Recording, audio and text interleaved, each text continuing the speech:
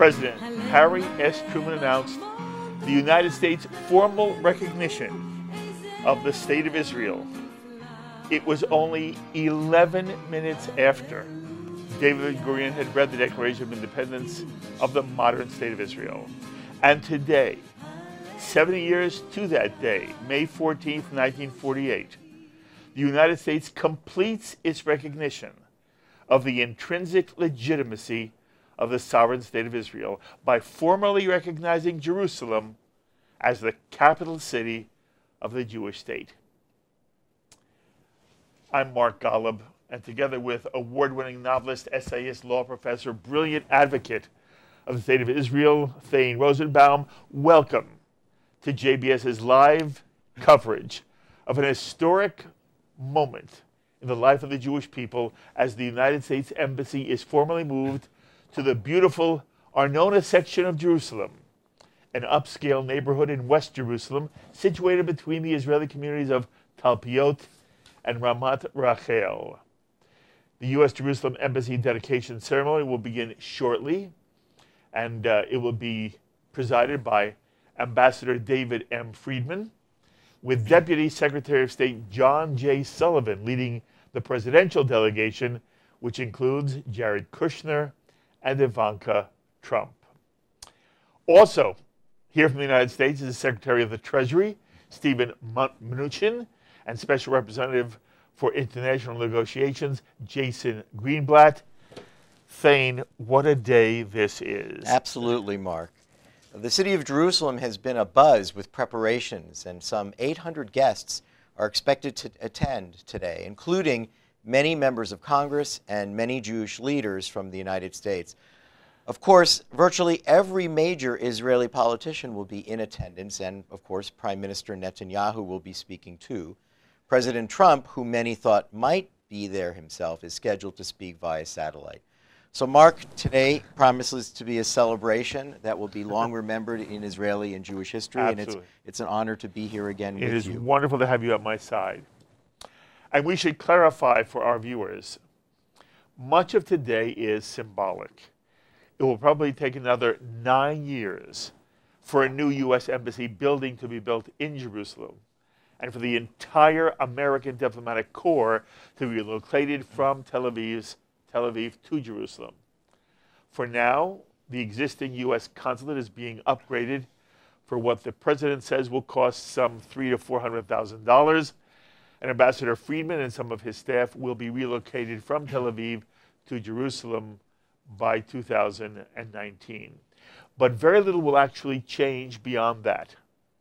What has changed, though, are street signs in Jerusalem. Now there are street signs everywhere pointing to the U.S. Embassy in Jerusalem in Hebrew, Arabic, and English, and the U.S. compound, the grounds itself.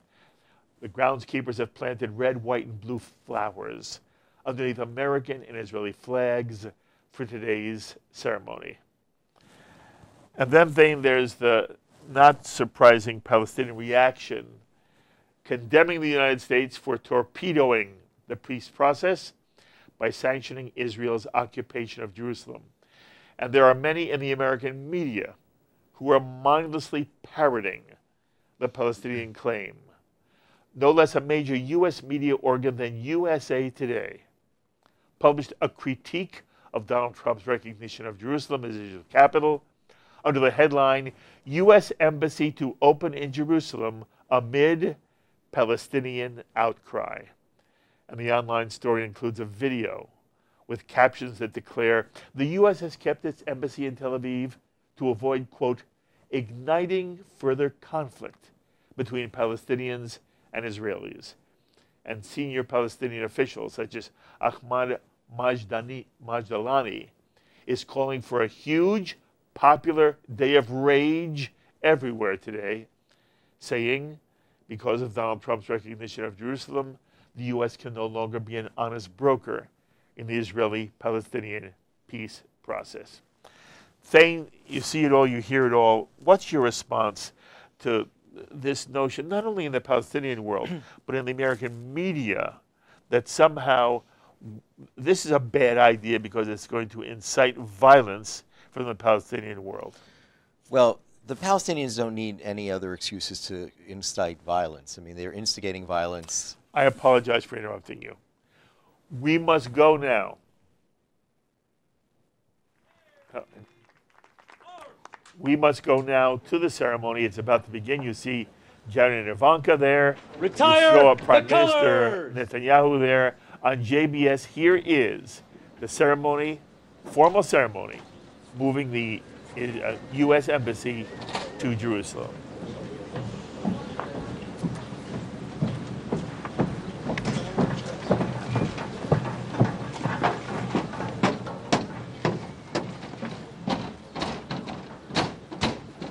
Ladies and gentlemen, please join me now in welcoming Ambassador David Friedman, and please be seated.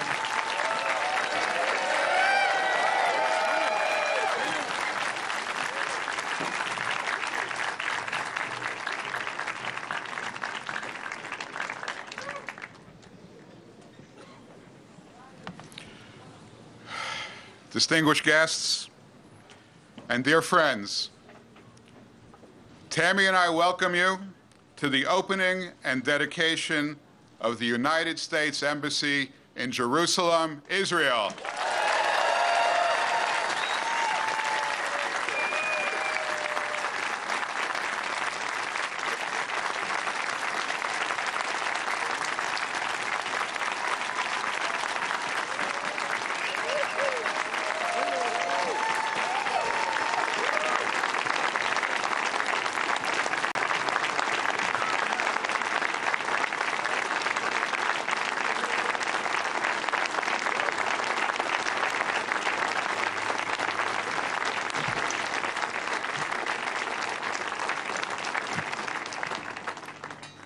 On this exact day, 70 years ago, at almost this exact time, David Ben-Gurion declared Israel's independence. Just 11 minutes later, President Harry Truman caused the United States to be the very first nation to recognize the reborn state of Israel. He later regretted that he waited so long. 70 years since that memorable event, almost to the minute, the United States finally takes the next step, a step awaited, voted upon, litigated, and prayed for all these years. Today, we opened the United States Embassy in Jerusalem, Israel.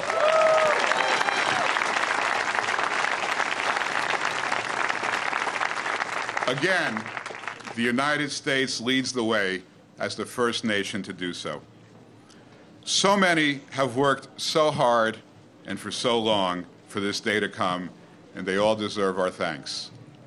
But make no mistake, today's historic event is attributed to the vision, the courage, and the moral clarity of one person to whom we owe an enormous and eternal debt of gratitude, President Donald J. Trump.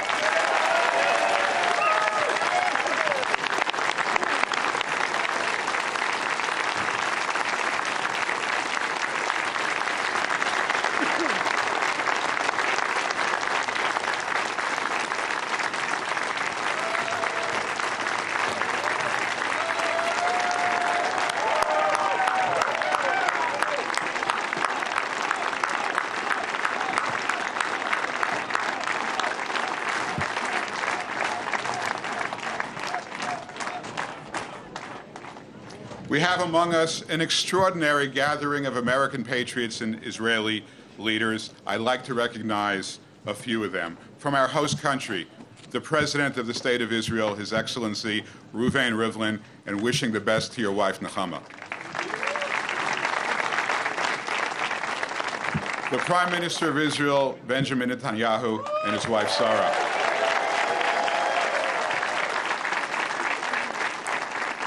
The Mayor of Jerusalem, Nir Barkat, and his wife, Beverly. The Speaker of the Knesset, Yuli Edelstein, and his wife, Irina. The Leader of the Opposition, Isaac Herzog, and his wife, Michal. the Deputy Chief Justice of the Israel Supreme Court, Hanan Meltzer, the head of the Israel Defense Forces, General Gadi Eisenkot, the Ashkenazi Chief Rabbi of Israel, Rav David Lau, the Sephardi Chief Rabbi of Israel, Rav Yitzchak Yosef, and the former Chief Rabbi of Israel, Rav Yisrael Meir Lau, and all the ministers, cabinet members, members of the Knesset, members of the IDF, mayors, and religious leaders. From the executive branch of the United States government, it is my pleasure to welcome the leader of the President's delegation, the Deputy Secretary of State, John J. Sullivan.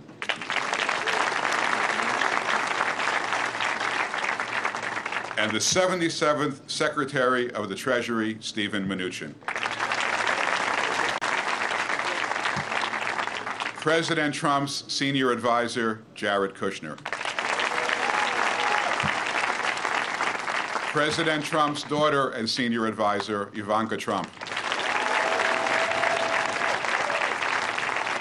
President Trump's special representative for international negotiations, Jason Greenblatt. The United States Ambassador to Italy, Lou Eisenberg. Assistant Secretary of State, Nicole Nason, and Acting Assistant Secretary of State, David Satterfield. From the legislative branch, we have 4 senators whose support for Israel is legendary. Senator Lindsey Graham. Senator Ted Cruz. Senator Dean Heller, and Senator Mike Lee. Thank you for coming.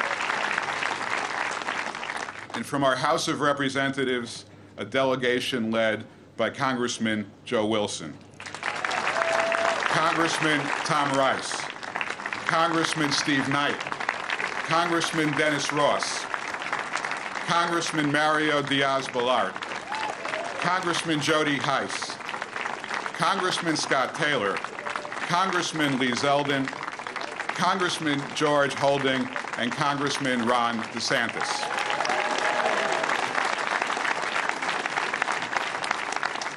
Just last year, Congressman DeSantis stood at a podium here in Jerusalem and made a passionate and compelling case that this day would come, and so it has.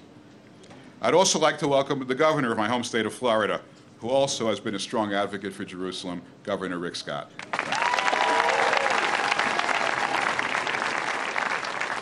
In 1995, the Jerusalem Embassy Act became law, voted in favor overwhelmingly by both houses of Congress, and led, I should add, by a former senator who is here today, Senator Joseph Lieberman.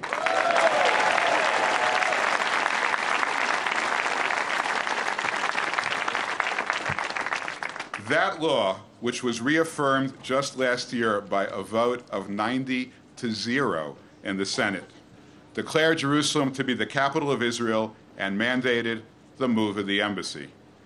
23 long years have passed since the transfer of the embassy became the law of the land. But today, we keep our promise to the American people, and we extend to Israel the same right we extend to every other nation, the right to designate its capital city.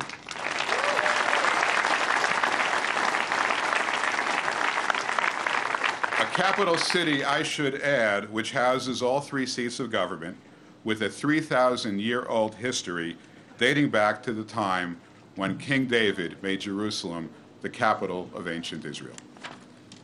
Jerusalem has inspired Americans since well before the founding of our republic.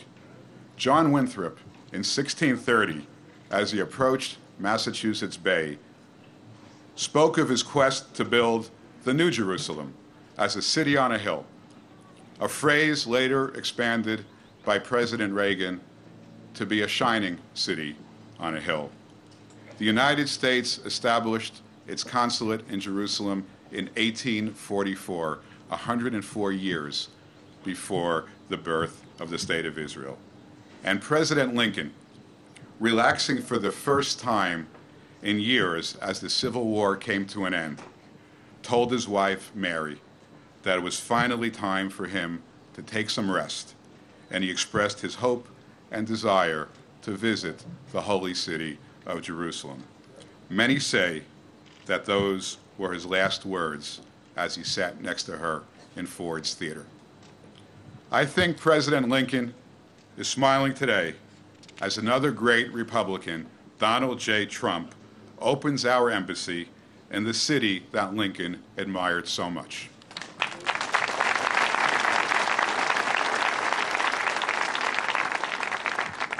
I would like to thank the faith leaders who are here and the entire faith community for their support. And I'd like to now call upon two of them, Dr. Robert Jeffress of the First Baptist Church of Dallas, along with Rabbi Zalman Wallowik from Chabad, to offer a few words of inspiration.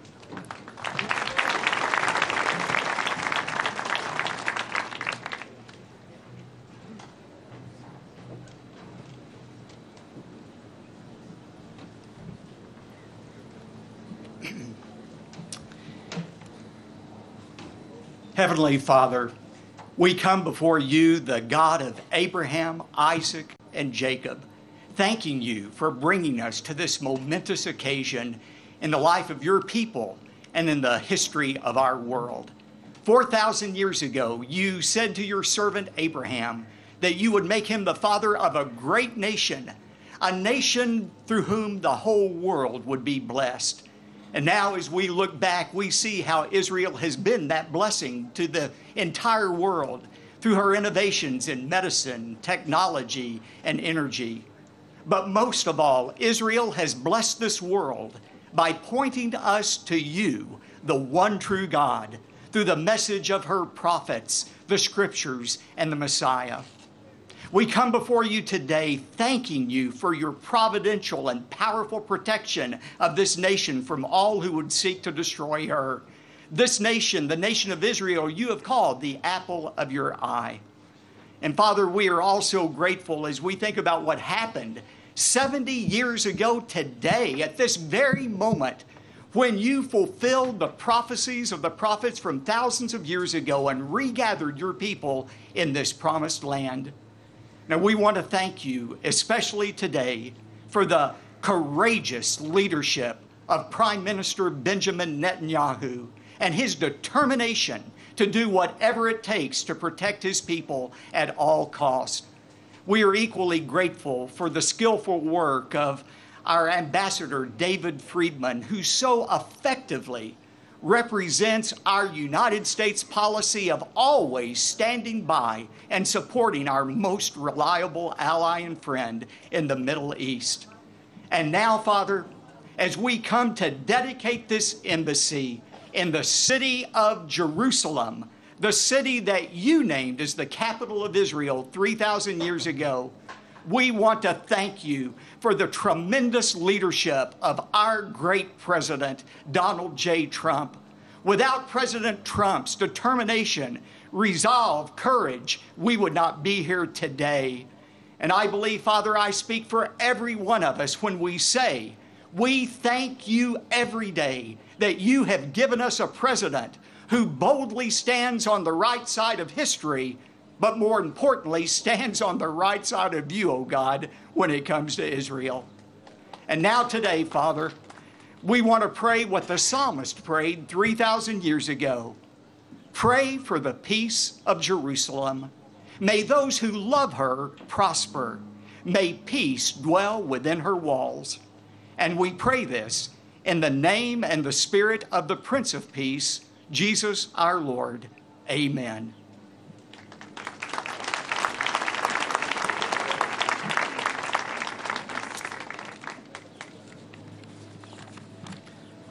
Distinguished guests, all just referred to by Ambassador Friedman, and honored friends. It is with profound gratitude to God Almighty that I address you here today at the Embassy of the United States of America to Israel, in the holy city and eternal capital of the Jewish people, Jerusalem. Truth is not determined by popular opinion. It is eternal not ephemeral, unchanging, not relative. Truth stands the test of time.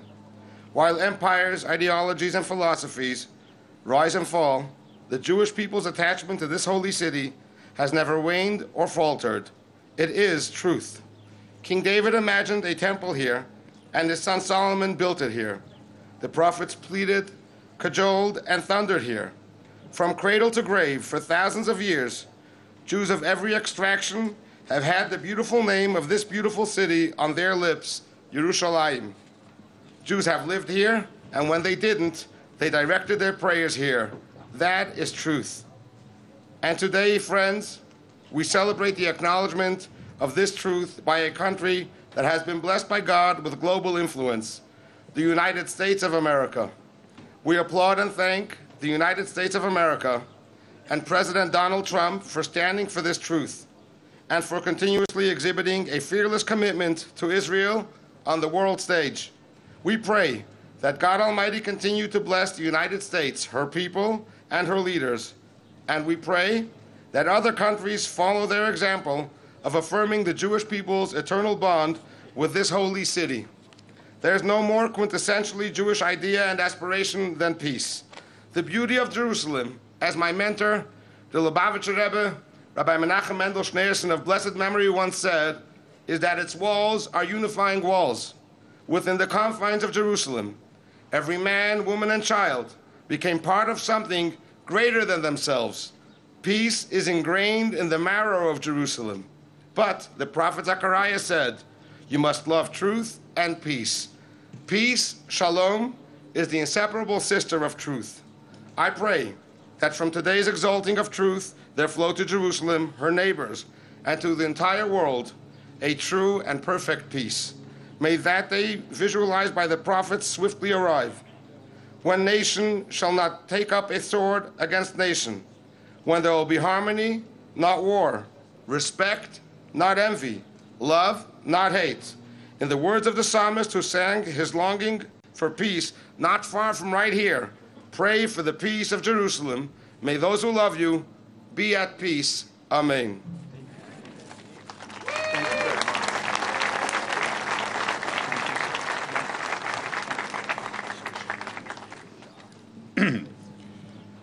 Thank you, Pastor Jeffress and Rabbi Wallowik. Leading the President's delegation to this historic event is Deputy Secretary of State John J. Sullivan. Deputy Secretary Sullivan served last month as our acting Secretary of State, leading the transition of leadership to Secretary of State Mike Pompeo. He then returned to the number 2 position in the State Department. I am honored to introduce Deputy Secretary John J. Sullivan.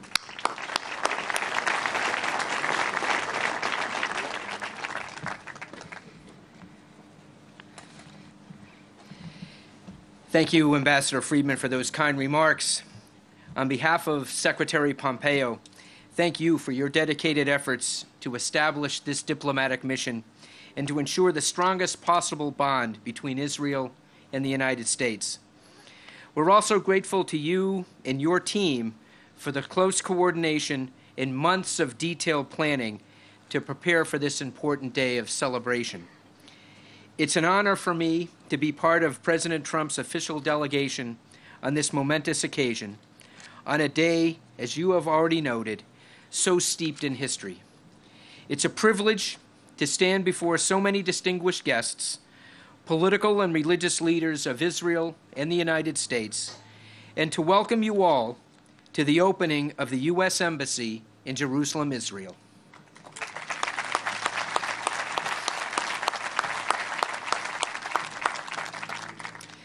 I also come with a message from Secretary Pompeo, who sends his best wishes.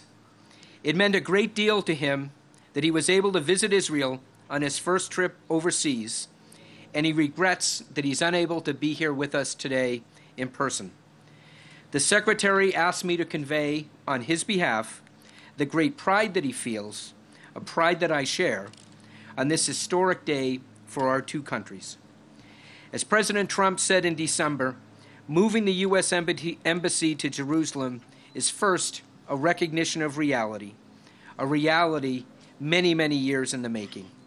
Jerusalem is, indisputably, the capital of Israel, a capital chosen by a sovereign nation as the seat of its government. But moving the U.S. Embassy on a broader scale is also a step toward advancing peace in this city, in the broader region, and throughout the world. The streets of Jerusalem, with its many temples, mosques, and churches, point to its place in history. But in Jerusalem, we can also see a glimmer of the future filled with hope, the hope for greater understanding and peace. Today, I'm confident that the U.S. Embassy in Jerusalem will be, in the words of President Trump, a magnificent tribute to peace.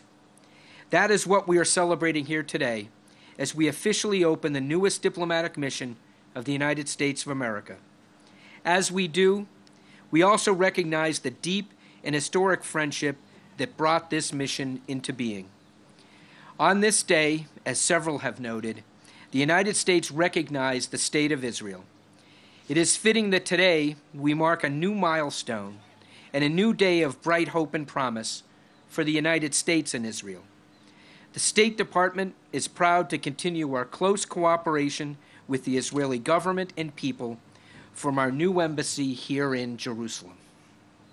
We're grateful to President Rivlin, Prime Minister Netanyahu, and the Ministry of Foreign Affairs for their friendship and their hard work to keep our alliance ironclad. Thank you all for your tremendous support as we sought to make the President's pledge of the move of our embassy a reality. We're eager to make our bonds even stronger from this very place.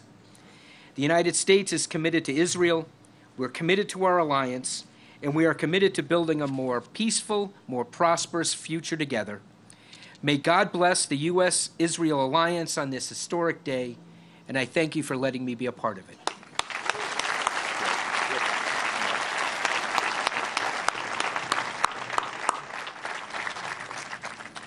Thank you, Mr. Deputy Secretary. President Trump, who made this all a reality, could not be here today, but did record a message to honor us at this ceremony.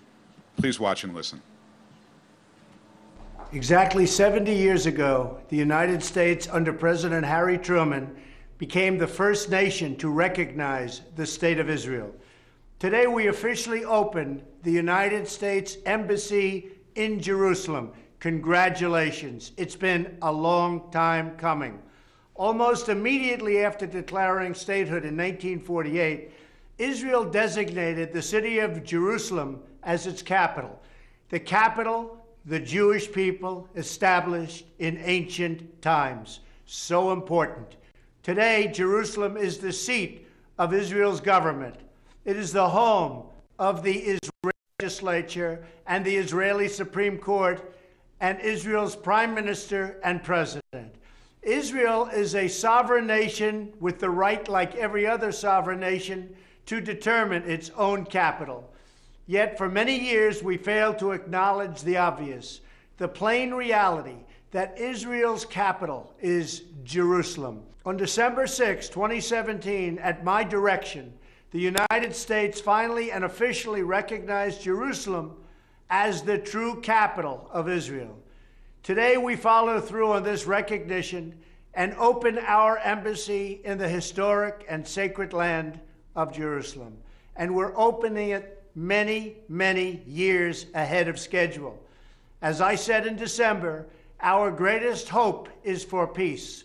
The United States remains fully committed to facilitating a lasting peace agreement, and we continue to support the status quo at Jerusalem's holy sites, including at the Temple Mount, also known as Haram al-Sharif.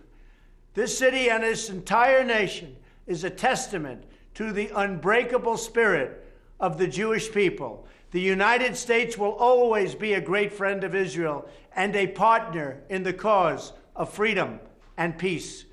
We wish Ambassador Friedman good luck as he takes up his office in this beautiful Jerusalem embassy, and we extend a hand in friendship to Israel, the Palestinians, and to all of their neighbors. May there be peace.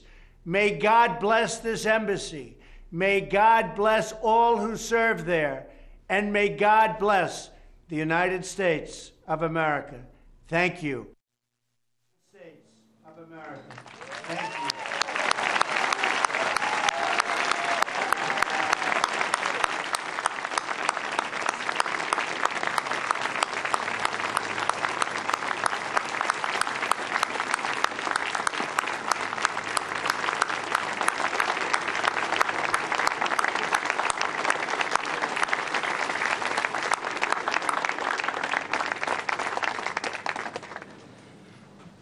It's now my great honor to call upon Treasury Secretary Steven Mnuchin and Senior Advisor Ivanka Trump to, respectively, unveil the seal of the United States Embassy and to read the dedication.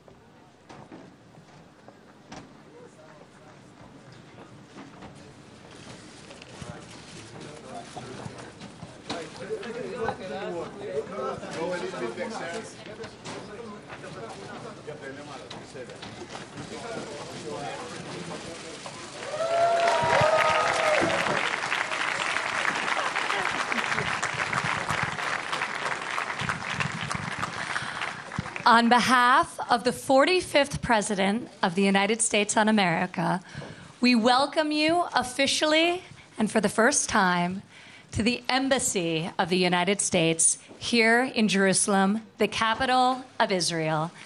Thank you.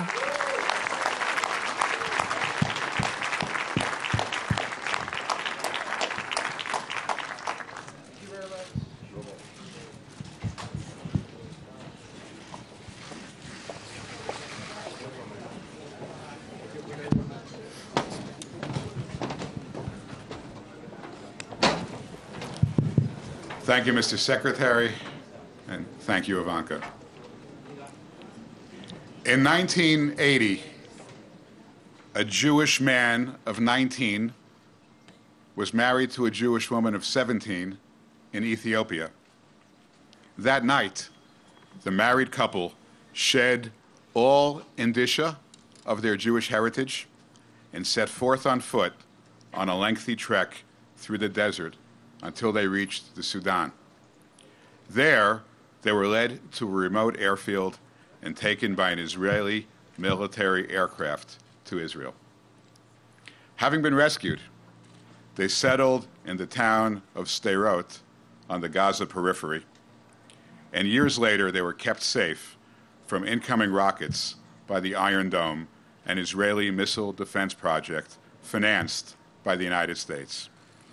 One of their daughters went on to become a successful singer, and she is here with us today to sing Hallelujah, the great word of praise coined by King David, the first Jewish king of Israel.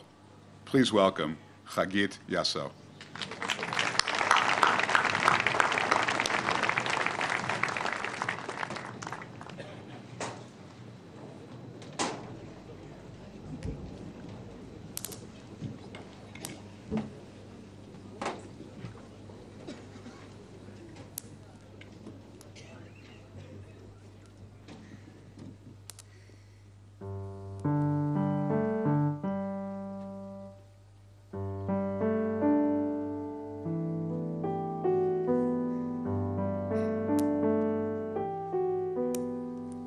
I heard there was a secret chord that David planned and it pleased the Lord.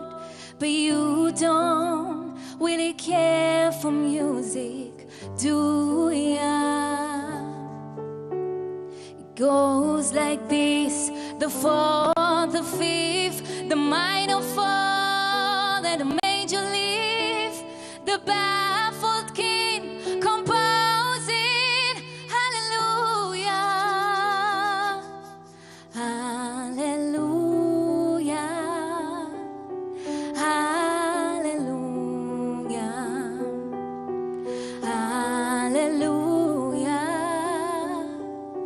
hallelujah,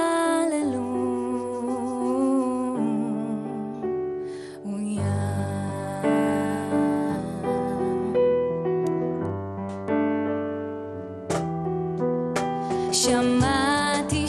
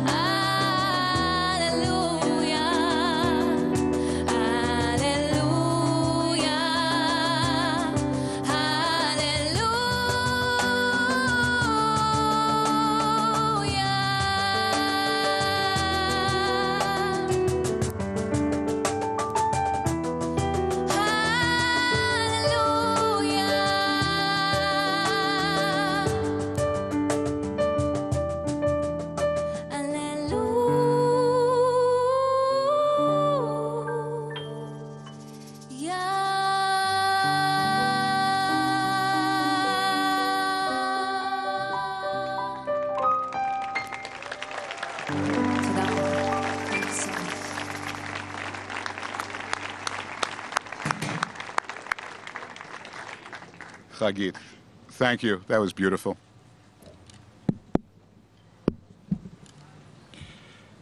As a seventh-generation Jerusalemite, few in Israeli politics have a longer or stronger connection to this holy city than our next speaker. I'd like to welcome His Excellency, President Rivlin, to deliver his remarks.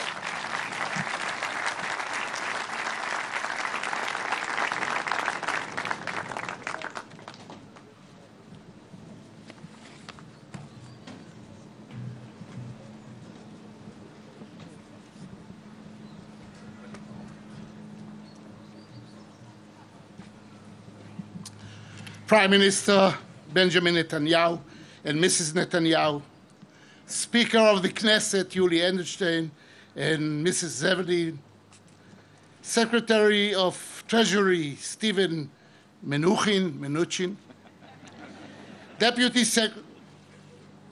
Deputy Secretary of State John J. Sullivan, Gerard Kushner, and Ivanka Trump, Ambassador and Mrs. Friedman, Mr. Jason Greenblatt, senators and congressmen, members of the distinguished delegation coming from the United States, our chief rabbis, ministers and members of Knesset, head of the opposition, commissioner of the police, head of the Mossad, Mayor Nir Barkat, Ambassador, distinguished guests. Omdot hayu ragleinu. Our feet were standing within your gates, in the gates of Jerusalem, the capital of Israel. Jerusalem, whose faith we swore to keep. Jerusalem, who we never forgot and never will forget. For 3,000 years, the Jewish people kept the faith in Jerusalem. For 3,000 years, we prayed for Jerusalem. And since the establishment of the State of Israel 70 years ago, Jerusalem has been the capital of Israel. And the obvious, as President Trump has said, the obvious should be said from time to time, even could be written from time to time. Jerusalem is the heart of sovereignty of the State of Israel. Yes, President Trump, Jerusalem is home to the President of Israel. Jerusalem is home to the government of Israel. Jerusalem is home to the Knesset, the parliament of Israel. Jerusalem is home to the Supreme Court of Israel. The State of Israel's commitment to Jerusalem is not only a commitment to the history of the Jewish people, but is also a commitment to all residents in Jerusalem, all the Jerusalemites. Jerusalem is a microcosm of our ability, Jews and Arabs, to live together. The unity of Jerusalem is also seen in that all living in the city are equal. And as of this happy day, Jerusalem is also the embassy to Israel of the United States of America. Thanks God. The American Congress has for many years now recognized Jerusalem as the capital of Israel.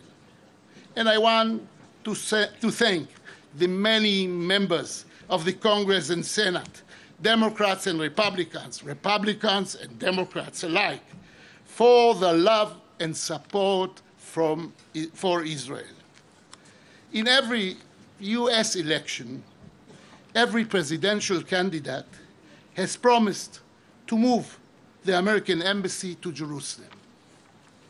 finally, we have a leader who promised this and also kept his promise.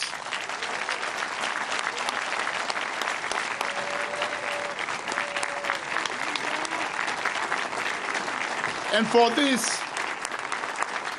we say, Baruch שהחיינו וקיימנו והגיענו לזמן הזה. We give thanks that we have arrived at this place and at this time. President Trump, send the message to your father. The Israeli people thanks you for keeping your word, for your courage, for your determination, and for your firm, unwavering stand alongside to the state of Israel. We hope and expect that other nations will follow your path and your leadership. We will continue to safeguard Jerusalem as a city of peace, as a city, as a home to all those of faith, a city of all its residents and citizens of all religion and communities who share together one city which is so greatly loved by everyone. Thank you all, and God bless all of you. Thank you.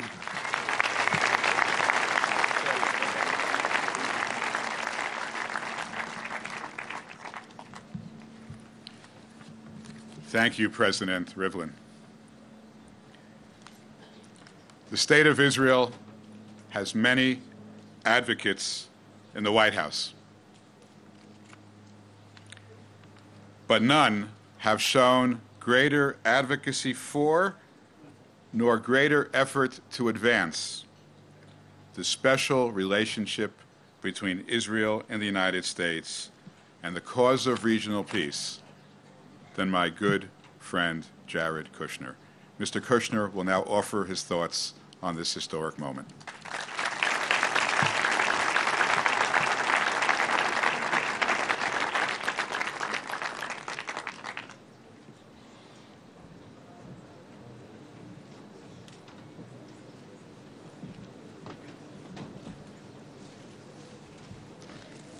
Thank you, Ambassador Friedman. You've really done a great job today, and you've done a great job as an ambassador, but today's really been spectacular. So thank you very much.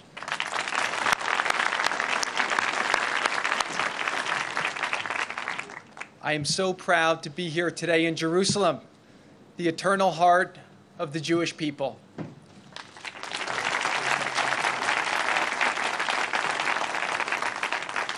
And I am especially honored to be here today as a representative of the 45th President of the United States, Donald J. Trump.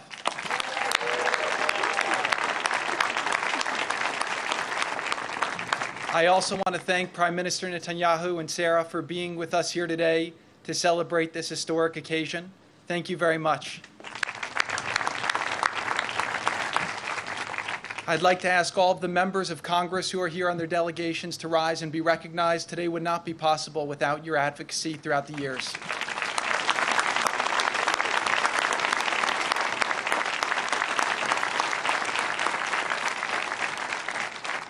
Thank you, Deputy Secretary Sullivan, for leading our delegation, Secretary Mnuchin for your leadership and for your friendship, and of course, Ivanka, thank you for all of the great work you do to help so many people in our country and throughout the world, including me. So I love you.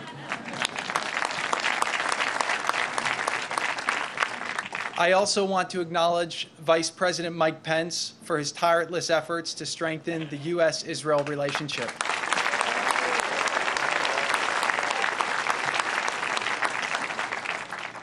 In December of last year, President Trump announced to the world that the United States would finally recognize the truth, that Jerusalem is the capital of Israel. He also declared that we would soon move our embassy from Tel Aviv to Jerusalem And just 5 months later, we are standing on these grounds. While presidents before him have backed down from their pledge to move the American embassy once in office, this president delivered. Because when President Trump makes a promise, he keeps it.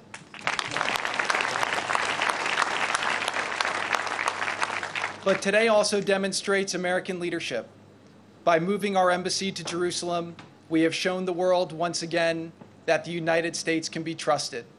We stand with our friends and our allies, and above all else, we've shown that the United States of America will do what's right, and so we have.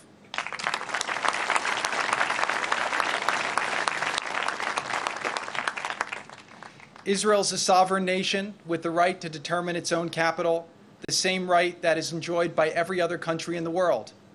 In taking this action, the United States has also chosen to strengthen the bond between our two countries. Our special bond is the envy of nations throughout the world.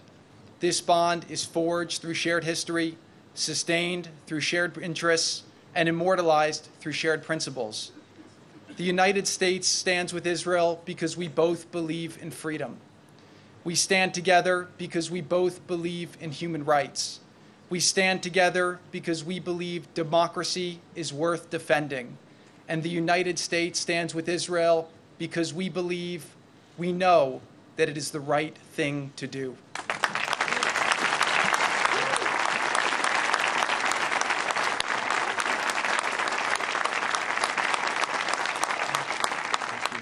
When we stand together for the principles and the values we share, we shine a light of justice unto the world. Israel proves every day the boundless power of freedom.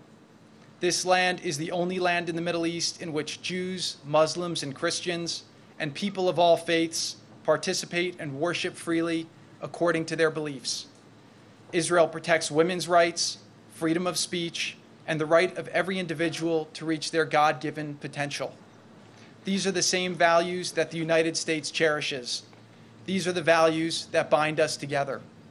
These are also the values that have made Israel one of the most vibrant nations in the world.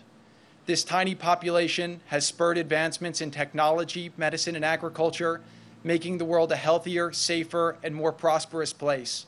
These are the blessings we hope Israel can one day share with its neighbors. Last week, President Trump acknowledged another truth and kept another promise.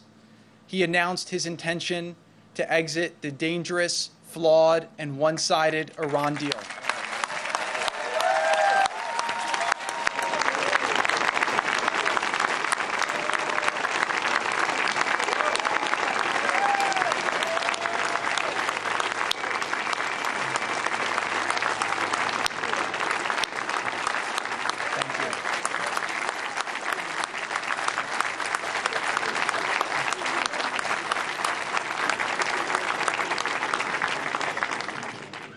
Iran's aggression threatens the many peace-loving citizens throughout the region and the entire world.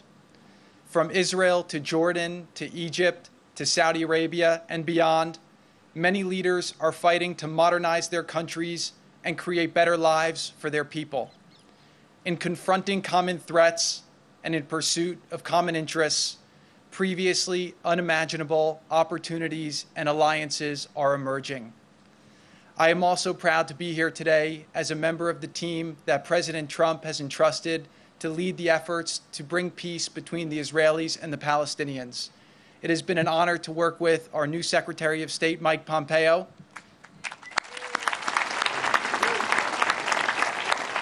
National Security Advisor John Bolton, our Ambassador, David Friedman,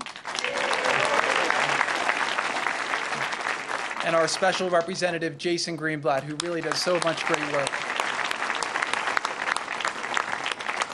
I also want to acknowledge Ambassador Nikki Haley, who really has created a new day for Israel at the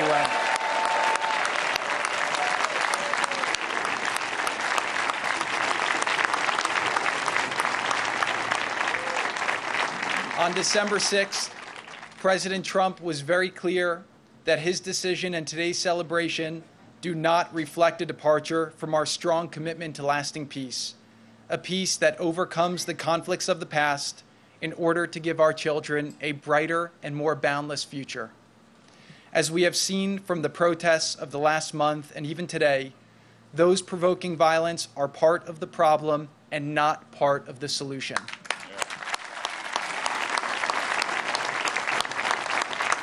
The United States is prepared to support a peace agreement in every way that we can. We believe that it is possible for both sides to gain more than they give so that all people can live in peace, safe from danger, free from fear, and able to pursue their dreams. The United States recognizes the sensitivity surrounding Jerusalem, a city that means so much to so many. Jerusalem is a city unique in the history of civilization. No other place on earth can claim significance to three major religions. Each day, Jews pray at the Western Wall, Muslims bow in prayer at Al-Aqsa Mosque, and Christians worship at the Church of the Holy Sepulchre. That is why President Trump has called many times, including right now, on all parties to maintain the status quo at Jerusalem's holy sites, including the Temple Mount, also known as Haram al-Sharif. While the challenges to peace are numerous, I have personally seen that the determination of the leaders in the region and throughout the world remains steadfast. They have seen too much pain, sorrow, and wasted opportunity, and they think it's time to try something better. Throughout history, Jerusalem has been the victim of war and conquest. It has been used to divide people and to instigate conflict by those with evil intentions. But it does not have to be this way. Jerusalem must remain a city that brings people of all faiths together, to visit, to worship, to respect each other, and to appreciate the majesty of history and the glory of God's creation. Israel has been a responsible custodian of Jerusalem and has kept these religious sites open to all. In fact, immediately after the 1967 war, one of the first acts of the Knesset was to adopt the Protection of Holy Places law, ensuring access to places of worship to members of all religions. Funds were immediately allocated to repair any damage to the churches, mosques, and synagogues that suffered through war, conflict, and neglect. As Israel turns 70, the search for a lasting peace turns over a new leaf, one of realism and of not being afraid to stand strongly with our allies for what is good, for what is right, and for what is true. Thank you.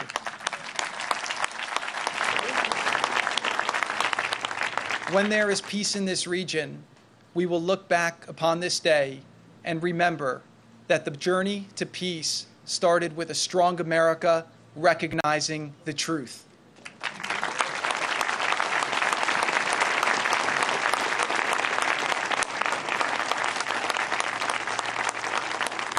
The pursuit of peace is the noblest pursuit of humankind. I believe peace is within reach if we dare to believe that the future can be different from the past, that we are not condemned to relive history, and that the way things were is not how they must forever be. It will not be an easy road, and it will be filled with difficult moments and tough decisions, but if we dream big, if we lead with courage, we can change the trajectory for millions from hopeless to boundless.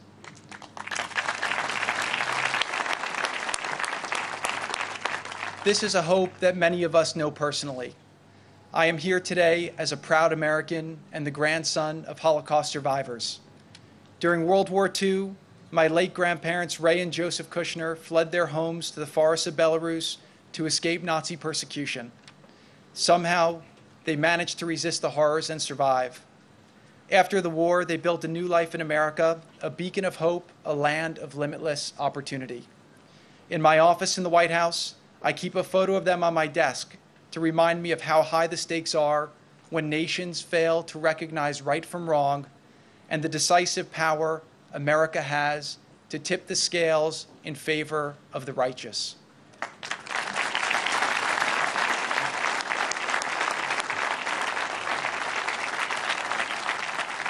Today, we take another historic step in that direction.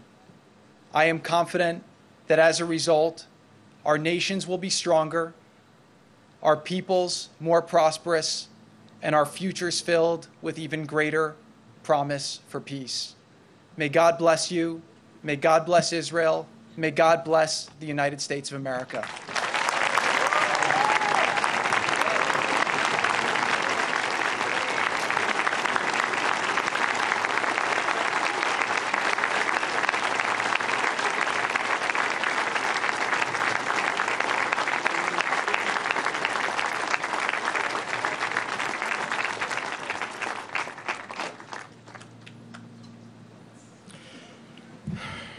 Jared just referred to his two grandparents who survived the Holocaust. To the Holocaust survivors who are here with us today, and to those who are watching on television, who thought that this day would never come, we can never relieve the nightmare of your past, but we do hope that today brings you some measure of comfort.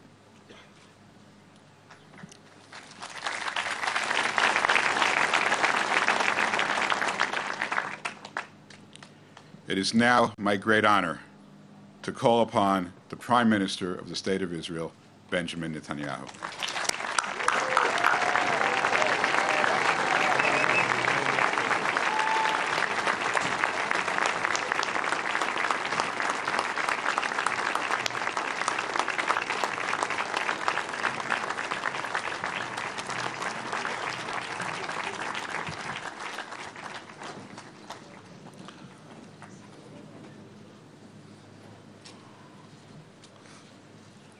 President Rivlin, יושב ראש הכנסת ורעייתו, שרים, חברי כנסת, ראש עיריית ירושלים, יושב ראש האופוזיציה,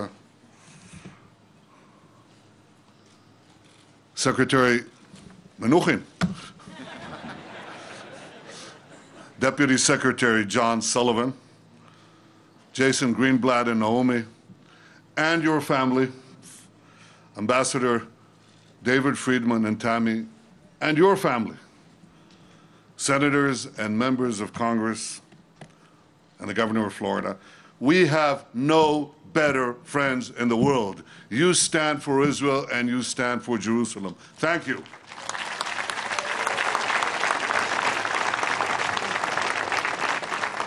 Arabanim, the chief rabbis of Israel, the distinguished rabbis who are here, the pastors, the ministers, the many friends who have come here from around the world, the many friends who have prayed for this day and have worked for this day.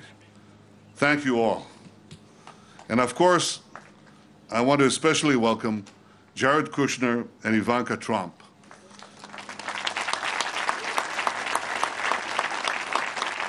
Your presence here today is a testament to the importance of this occasion, not only for the Trump administration, but in a very personal way, for you. For you, each of you, for the pursuit of peace, and for President Trump himself. Thank you.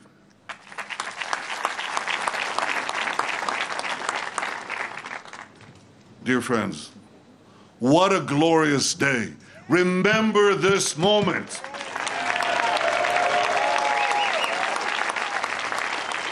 This is history. President Trump, by recognizing history, you have made history.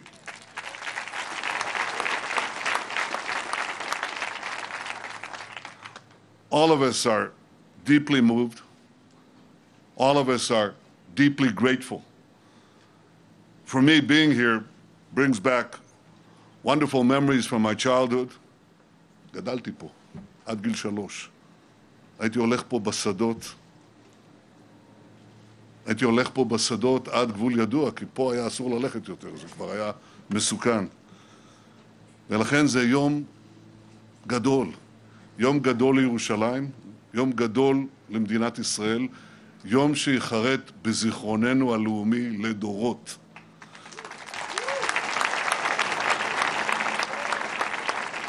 So I know some of you didn't follow every word I said in Hebrew.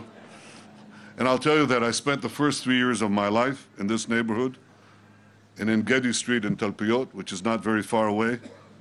There were a few charming houses here, many open fields. I remember ambling in these fields with my brother Yoni. He was 6, I was 3. He held my hand very tight. We'd walk to this wondrous house of Professor Joseph Klausner, the renowned Jewish historian, was my father's teacher. I used to peer through the slats of the wooden synagogue where he and the great Israeli writer Shai Agnon used to pray on Shabbat.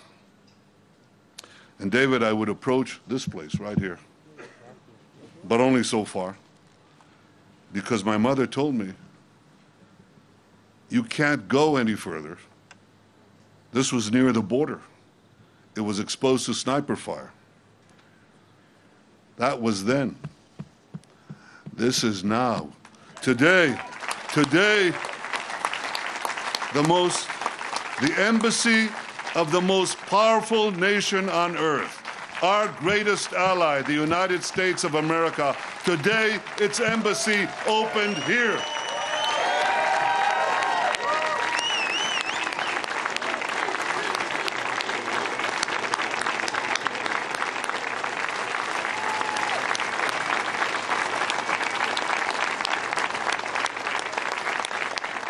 What a difference, what a difference.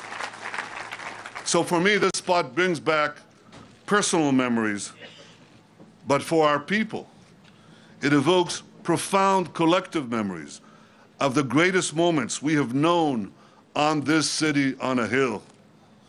In Jerusalem, Abram passed the greatest test of faith and the right to be the father of our nation. In Jerusalem, King David established our capital 3,000 years ago. In Jerusalem, King Solomon built our temple, which stood for many centuries. In Jerusalem, Jewish exiles from Babylon rebuilt the temple, which stood for many more centuries. In Jerusalem, the Maccabees rededicated that temple and restored Jewish sovereignty in this land. And it was here in Jerusalem, some 2,000 years later, that the soldiers of Israel spoke 3 immortal words, Har Habayit Be'adenu, the Temple Mount is in our hands. Words that lifted the spirit of the entire nation. We are in Jerusalem and we are here to stay.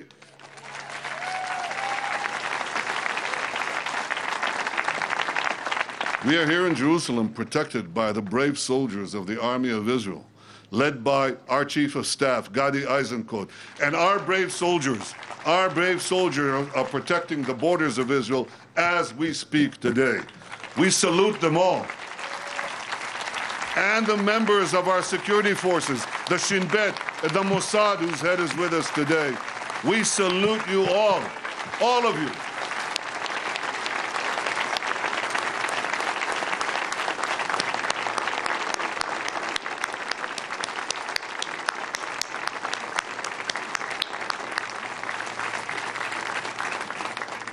We gather here today to celebrate another historic day in the life of this city, which I know will take its place alongside other momentous decisions in the history of our people. Over a century ago, the Balfour Declaration recognized the right of the Jewish people to a national home in this land. And exactly 70 years ago today, President Truman became the first world leader to recognize the newborn Jewish state. Last December, President Trump became the first world leader to recognize Jerusalem as our capital. And today, the United States of America is opening its embassy right here in Jerusalem. Thank you, President Trump, for having the courage to keep your promises.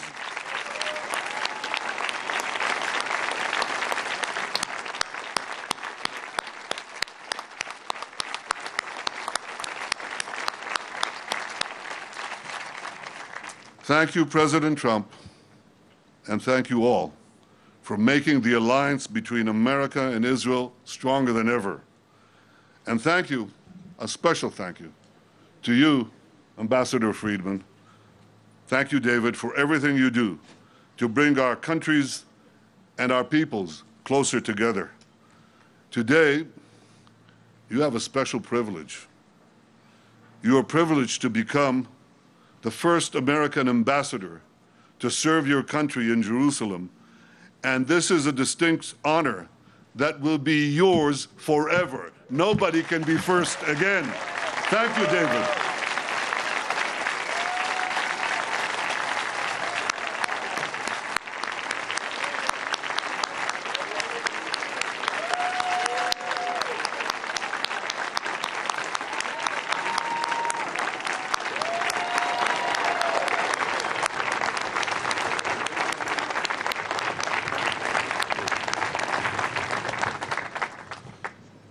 My friends, this is a great day for Israel. It's a great day for America. It's a great day for our fantastic partnership. But I believe it's also a great day for peace. I want to thank Jared, Jason, and David for your tireless efforts to advance peace and for your tireless efforts to advance the truth. The truth and peace are interconnected. A peace that is built on lies will crash on the rocks of Middle Eastern realities. You can only build peace on truth. And the truth is that Jerusalem has been and will always be the capital of the Jewish people, the capital of the Jewish state. Truth, peace, and justice. As our justice here, Hanan Meltzer, can attest, truth, peace, and justice. This is what we have. And this is what we believe in. The prophet Zechariah declared over 2,500 years ago, Ko amar Adonai, shavti el Tzion, v'shachanti betoch Yerushalayim, v'nikre'a Yerushalayim ir ha'emet. So said the Lord, I will return to Zion, and I will dwell in the midst of Jerusalem, and Jerusalem shall be called the city of truth. May the opening of this embassy in this city spread the truth far and wide, and may the truth advance a lasting peace between Israel and all our neighbors. God bless the United States of America, and God bless Jerusalem, the eternal, undivided capital of Israel. Baruch atah Adonai, Eloheinu melech haolam, שהחיינו וקיימנו והגיענו לזמן הזה. Thank you very much.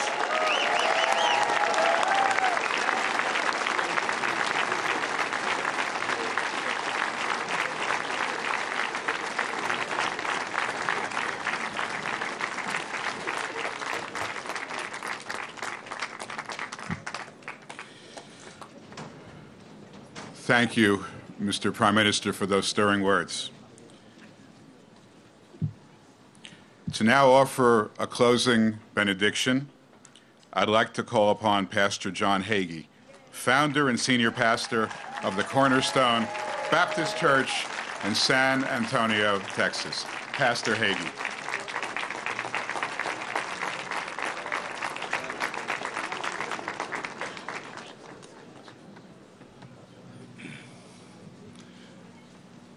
Can we stand?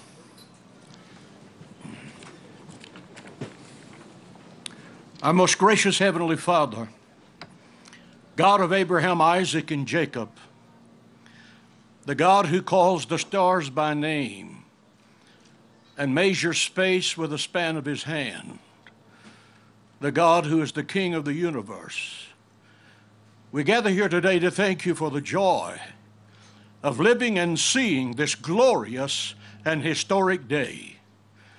We thank you for the state of Israel, the lone torch of freedom in the Middle East, who lives and prospers because of your everlasting love for the Jewish people. It was you, O Lord, who gathered the exiles from the nations and brought them home again. It was you who made statehood possible. It was you that gave a miraculous victory in 1967 when Jerusalem was reopened to worshipers of all faith.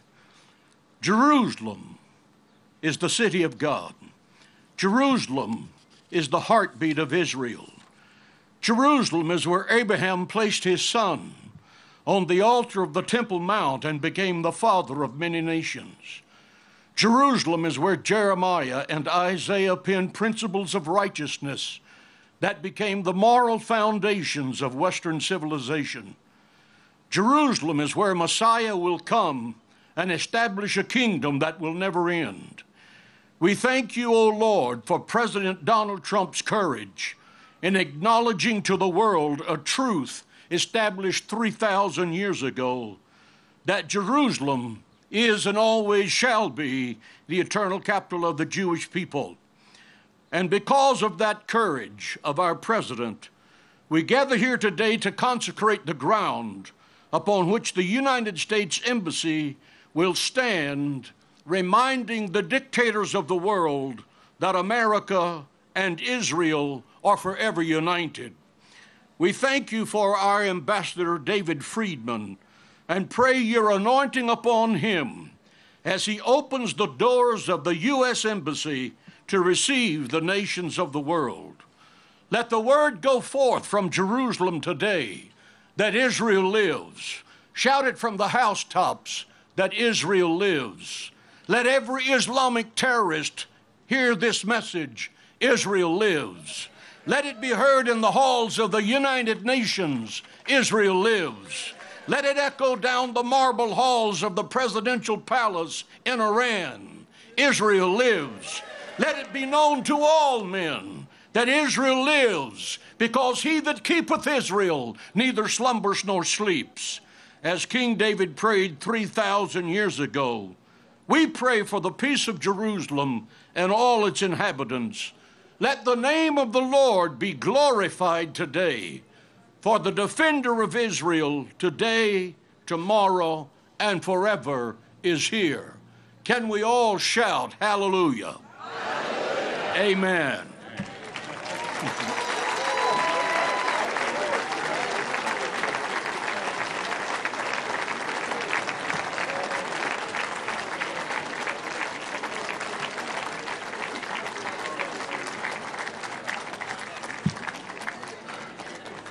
Once again, I'd like to call upon Chagit Yasso to sing Od Yavo Shalom Aleinu, peace will yet come to us all. Chagit.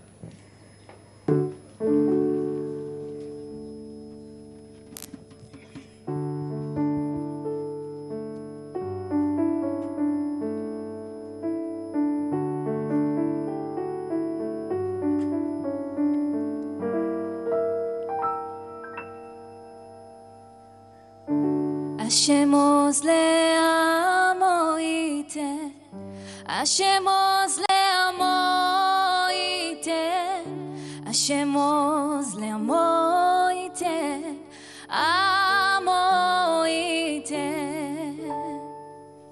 Hashem oz le'amo iten, Hashem oz le'amo iten, Hashem oz le'amo amo iten. Hashem yevarech et amo b'shalom, shalom, shalom. Hashem yevarech et amo b'shalom, shalom, shalom.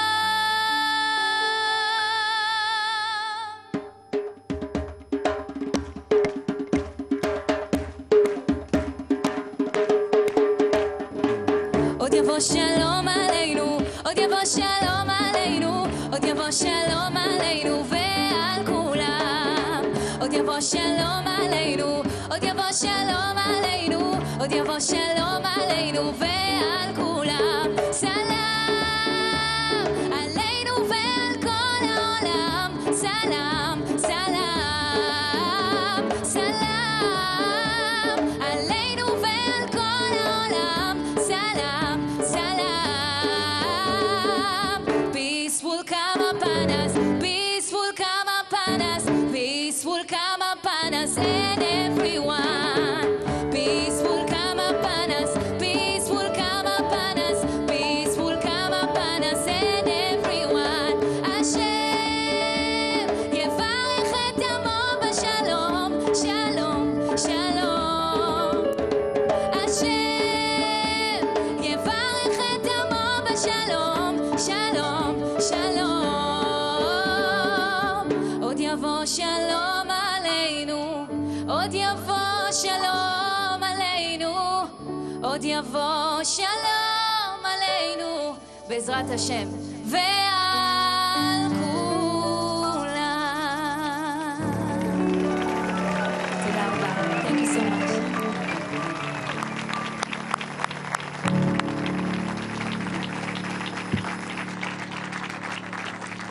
As Chagit just sang so beautifully, may peace yet come to all of us, here in Jerusalem and throughout the world.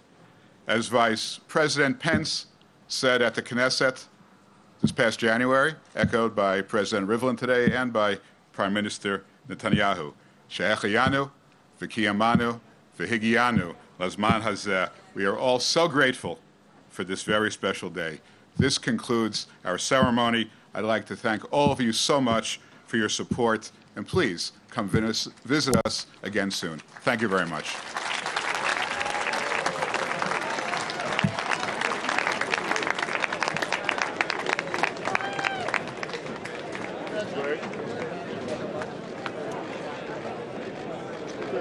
And there you see it, the conclusion of today's historic U.S. Jerusalem Embassy dedication Ladies ceremony. And gentlemen, this concludes And our dedication Thane, it was ceremony. quite moving, I thought. Please make your way to It was, in fact, true, Mark. It was quite, for an hour and 15 minutes, enormously moving and entertaining and informative. You see Prime Minister Netanyahu leaving with his wife Sarah. There were many, many dignitaries. Obviously, all the dignitaries one would expect from the State of Israel were there, and many American leaders as well were there. And it looked, Thane, like it looks like a large crowd. Yeah, I wonder how many people. We said at the beginning of the broadcast we thought it would be about 800. Right. And I suspect that was, certainly I didn't see any empty seats for sure. Yes. I'm sure it was one of the hottest tickets in the history of Israel. Yes. There's Jared Kushner and his wife Ivanka Trump. By the way, I thought Jared was out of this world.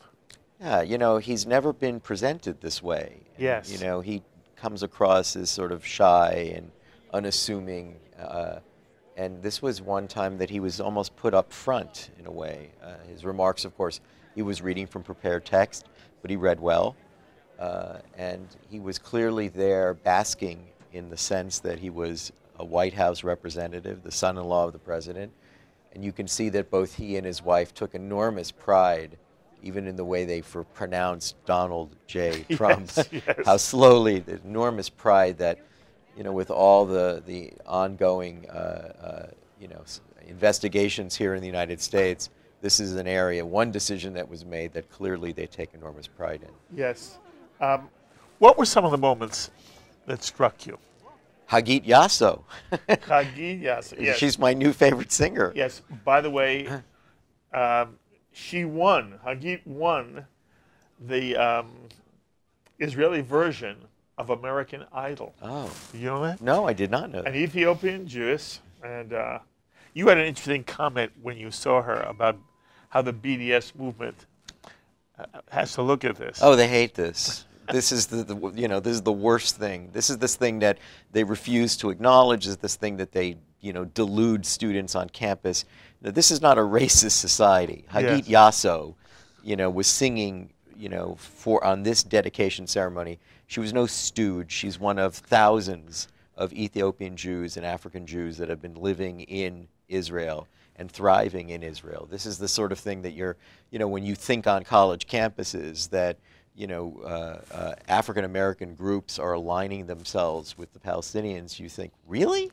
Hagit Yasso would do well in what Arab country? Where would she be singing? How would that look? What homosexual would do well in any Arab country? What would it be like for Hagit Yasso under Hamas?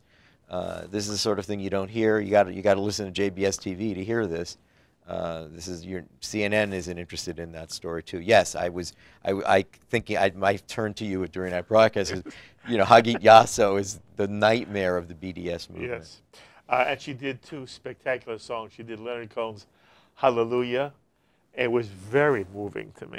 Extraordinary, but I also think her last...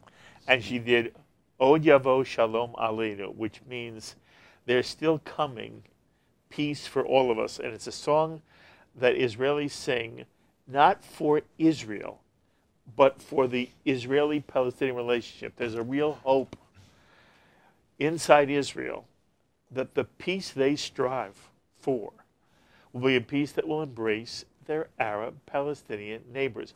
So it was very significant to me that they did Od Yavo Shalom. Absolutely. There's 2 ceremonies that are taking place within 24 hours of each other. Yes. The March of Return, yes, where there's supposed to be 200,000 Arabs, Palestinians from Gaza. If you read today's paper, the language that's being used, the videos that are being used to promote this, they're saying the words, breach the fence and massacre Jews. The word massacre, the videos that are being shown right now in Gaza are encouraging people to go massacre Jews. And when Israel dedicates their embassy, Hagit Yasso is singing about peace being brought to the world. That's a wonderful contrast, though. Yeah, this is a wonderful contrast. You want to see how the Palestinians roll? Here's how they roll. Yes. This is what's in their heart. Massacre Jews. And an Ethiopian Jew is singing a closing ceremony in which, at this point, this was like a pep rally on behalf of Israel. Yes. This could have been about only us. Yes. Look at us. Yes. This wasn't look at us. This is look at what we're about. Here are the values. We want peace for the entire world. And we should remember this over the next 12 hours, 24 hours, because we have no idea what's going to happen. The Israelis are bracing themselves for this March of Return. I don't want to mar our discussion by reminding ourselves it's just reality. It's a reality. This is the way Israel lives, that even at a moment like this, they can't relax and say, let's bask in this extraordinary triumph of the rededication of the embassy, American embassy in Jerusalem as the eternal capital. We have to prepare ourselves for God knows what tomorrow. But just the rhetoric, the language, the optics. What is it that the Gazans are talking about? Massacring Jews.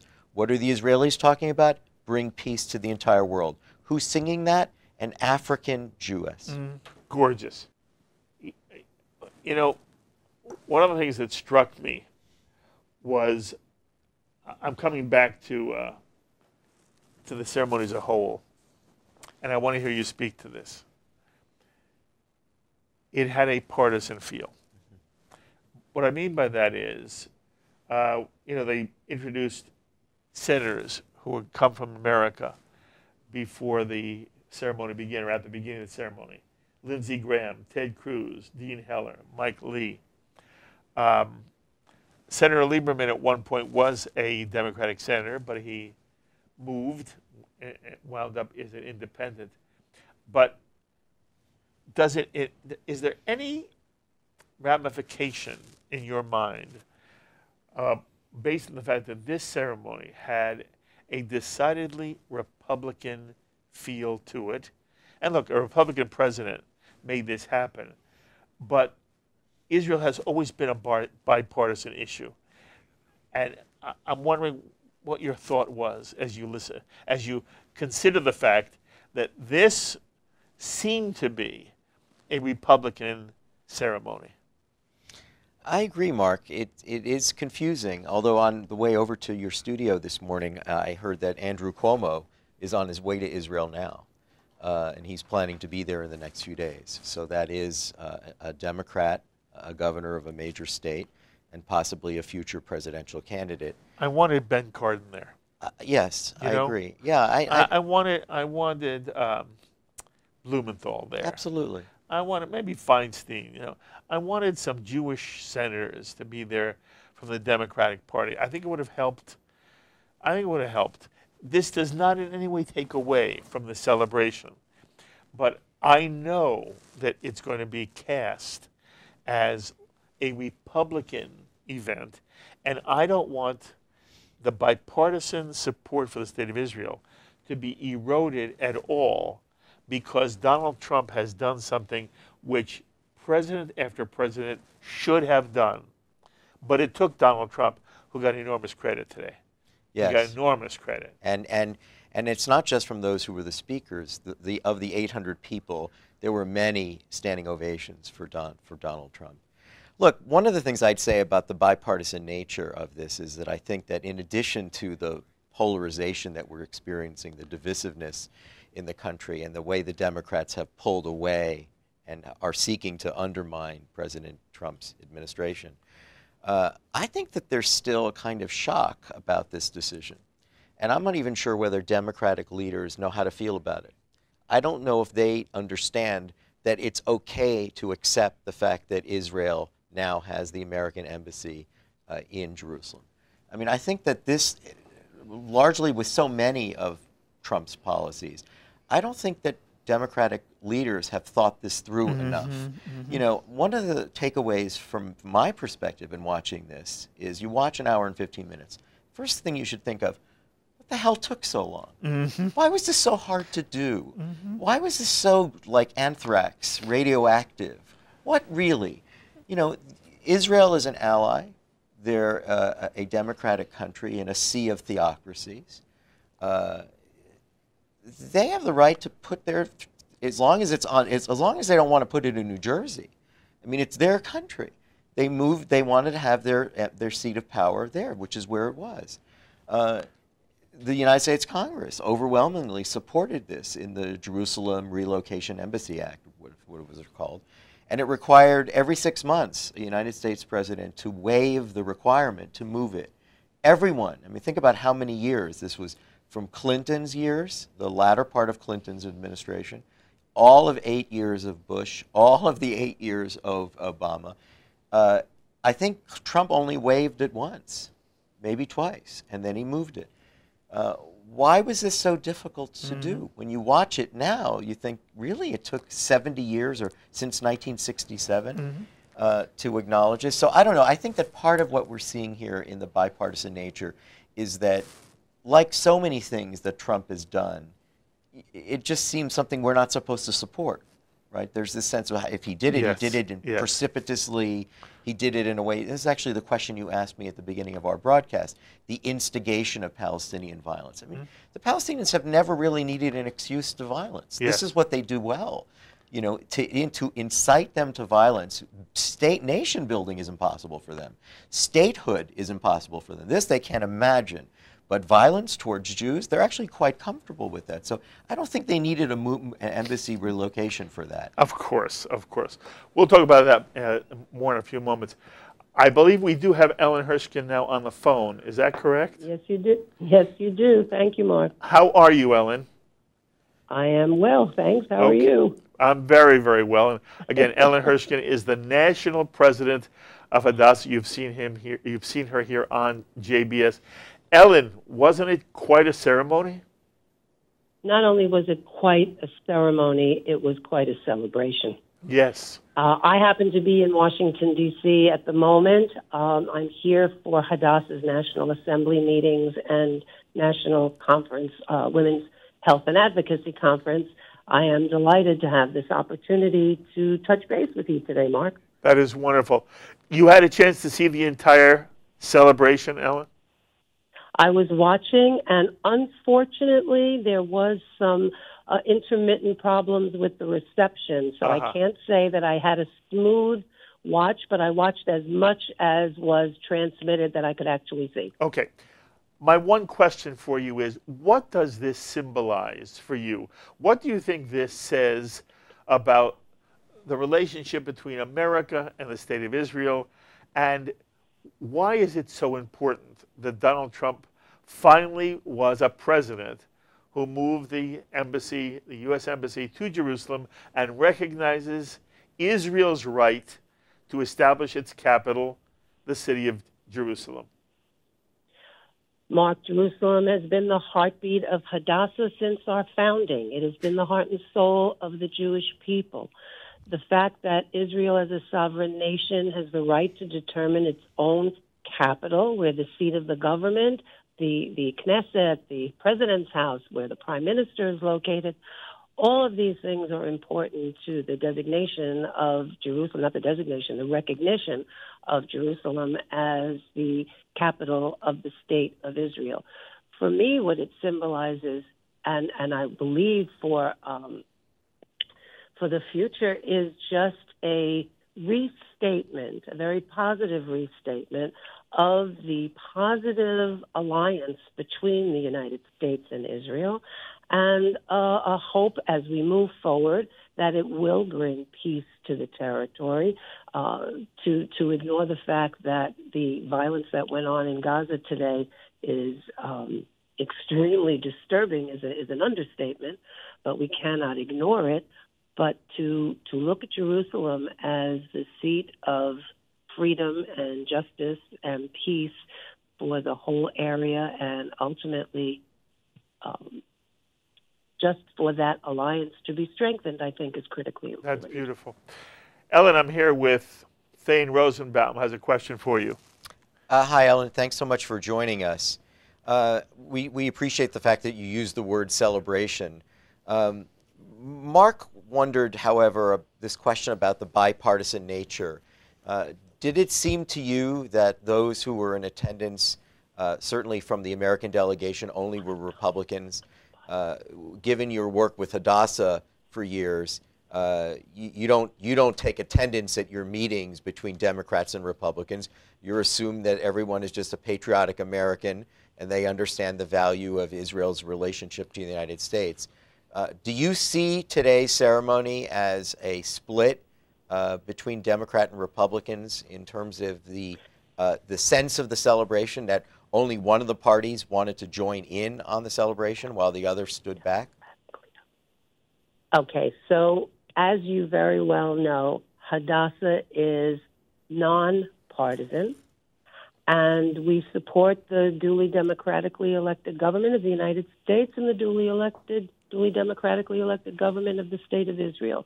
So as far as seeing this as a partisan issue, I would not like to make a comment on such a question. Thank you. Fair enough.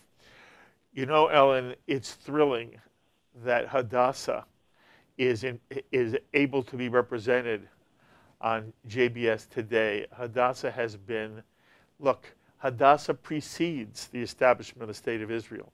And we spoke about this when you were kind enough to be on L'chaim, that Hadassah represents something that goes beyond even Jewish women. But as I said to you at the time you were on, as far as I'm concerned, Hadassah represents the best of what world Jewry has tried to do to help the State of Israel. And it is my hope that every Jewish woman is part of Hadassah, even if it's only a symbolic $36 membership. But for me, I want to say to you as president, national president of Hadassah, this is also in some way a tribute to your organization, Henrietta Zold, and all the effort and time and sweat and tears that have been in the works for virtually more than 100 years. So on behalf of Thane, me, and the entire JBS staff, on this historic day, Ellen, we say Mazal Tov to Hadassah. Hello. And we thank you very much for being part of the program today. We're going to take a quick break. When we come back, we want two things. We want to speak to some individuals in the Jewish world to get their comments on this historic day. And I want to hear from some of you, JBS viewers, who have been so kind. You know, I'm getting texts on my phone, even as we are broadcasting.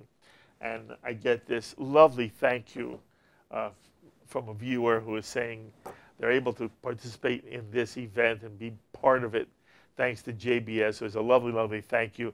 Jan, it was lovely that you said that. Anyway, for all of you who are watching and enjoying the fact that you can share in this moment through JBS, we thank you for being part of the JBS family.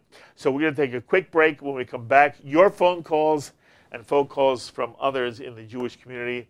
We hope you stay with us as Thane Rosenbaum and I have the privilege of bringing you live coverage of today's historic moment as Donald Trump moves the embassy, the American embassy, to the city of Jerusalem, the eternal capital of the state of Israel. Stay with us.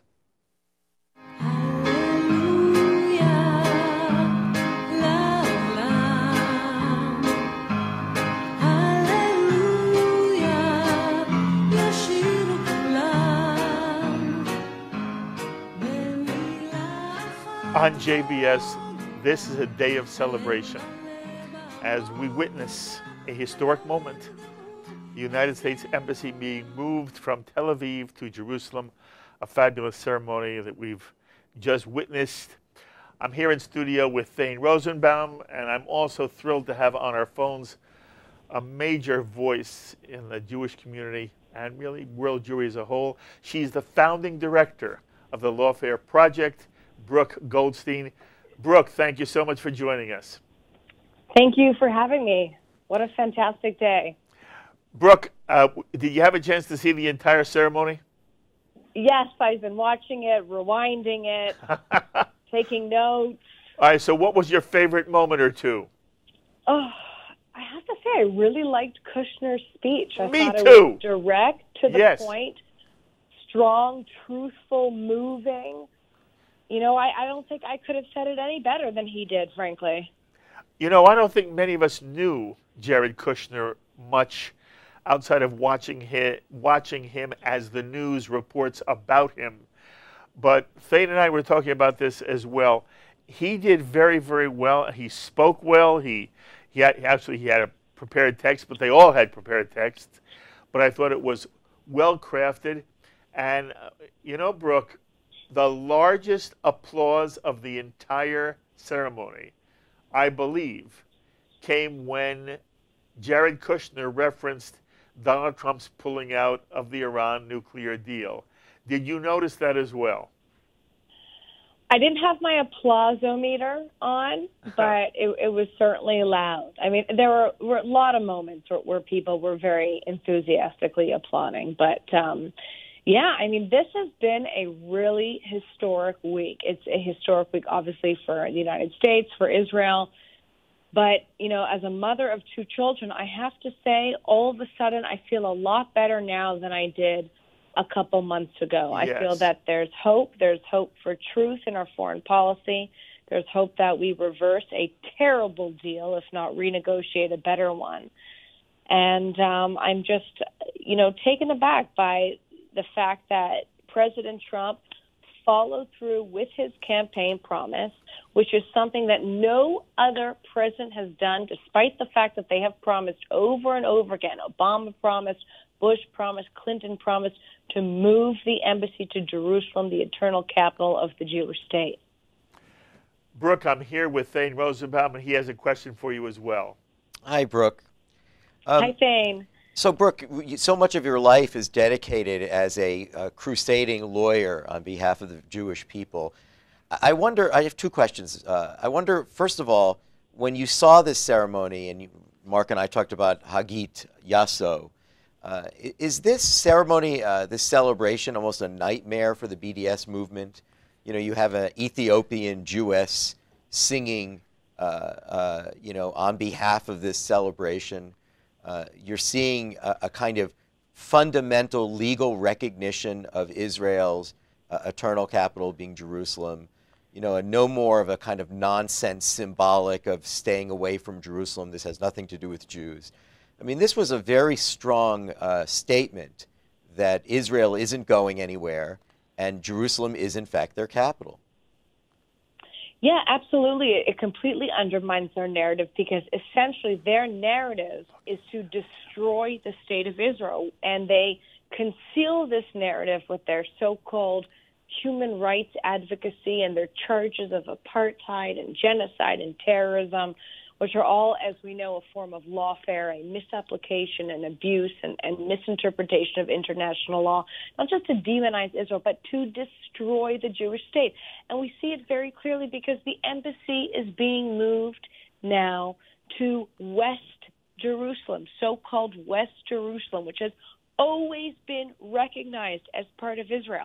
This is not disputed territory. If you argue against the move to West Jerusalem, you are essentially advocating for the eradication of the Jewish state. You're saying even West Jerusalem will not be a part of Israel. You're basically echoing the calls to make Israel an Islamic state from the river to the sea. And the other thing that I think is quite troubling is how the media is really playing into the game of the terrorists who are promoting a violent narrative, who are literally sending their own children to storm the border of Israel to die. For what?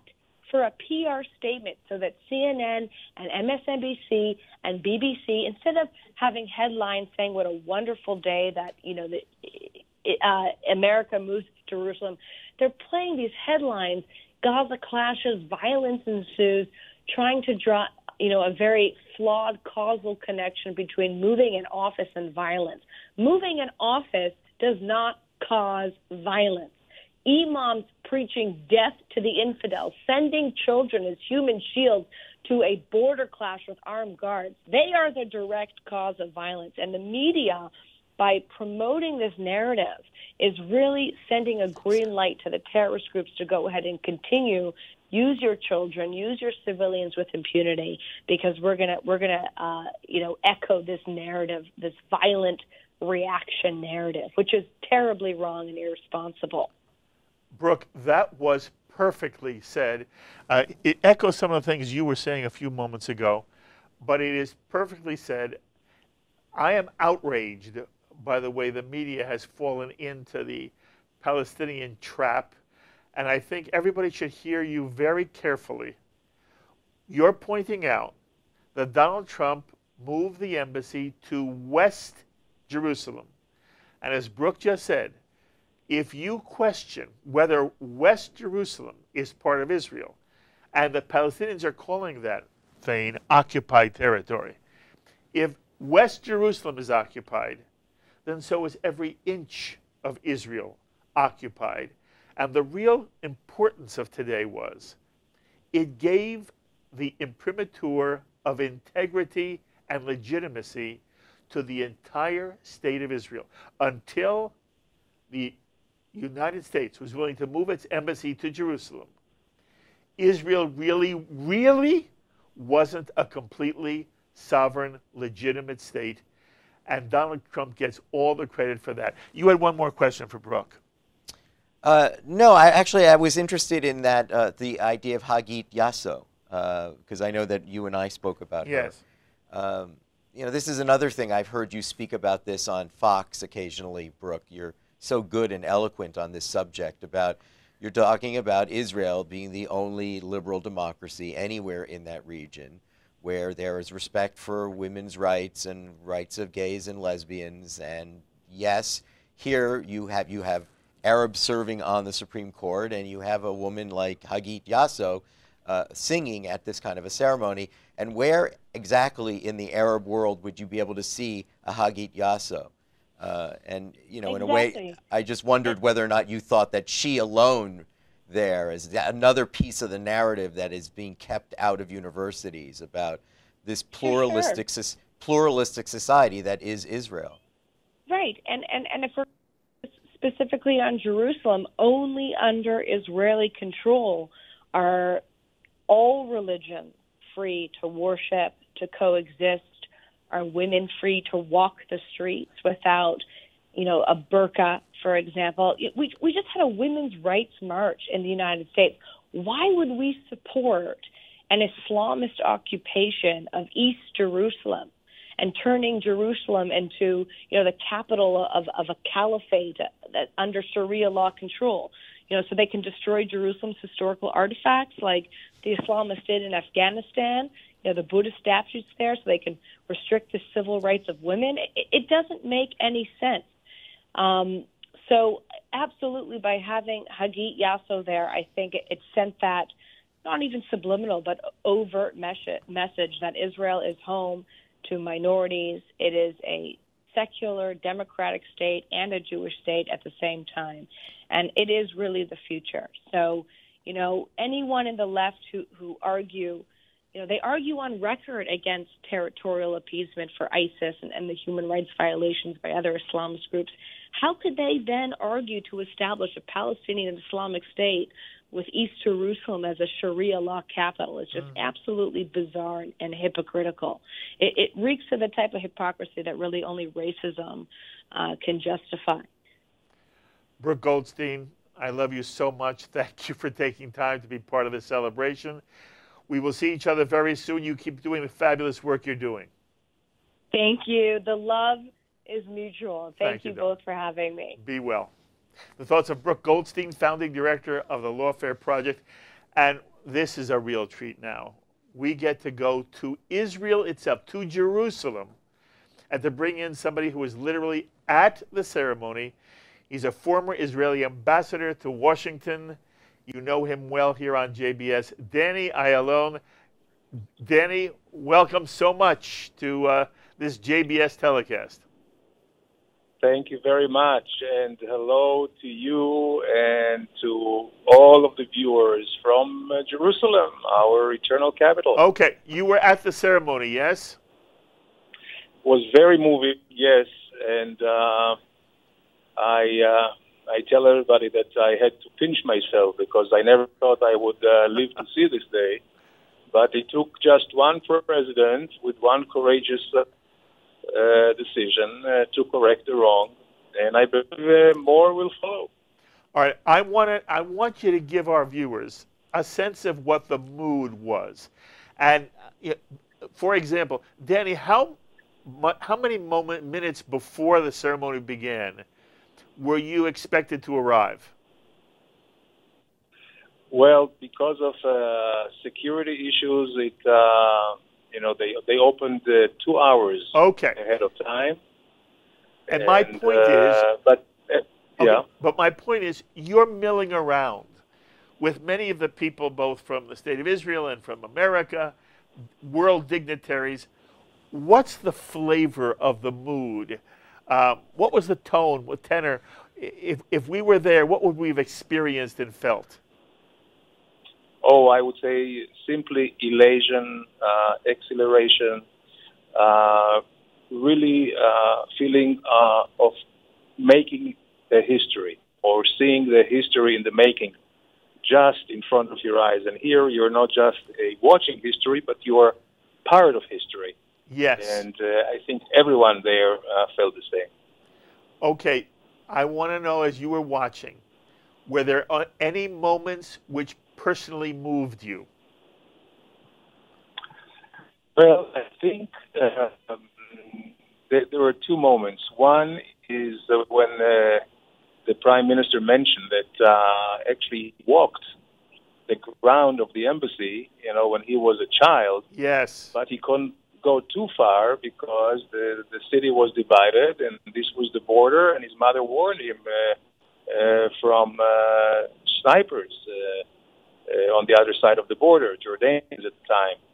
And here he was standing on the same grounds, inaugurating the American embassy. And the second one was when they had this the Israeli from Ethiopia, Israeli Ethiopian, who sang Leonard Cohen's Hallelujah, and the fact that her parents came in the 80s with the Solomon's or Moses operation from Ethiopia.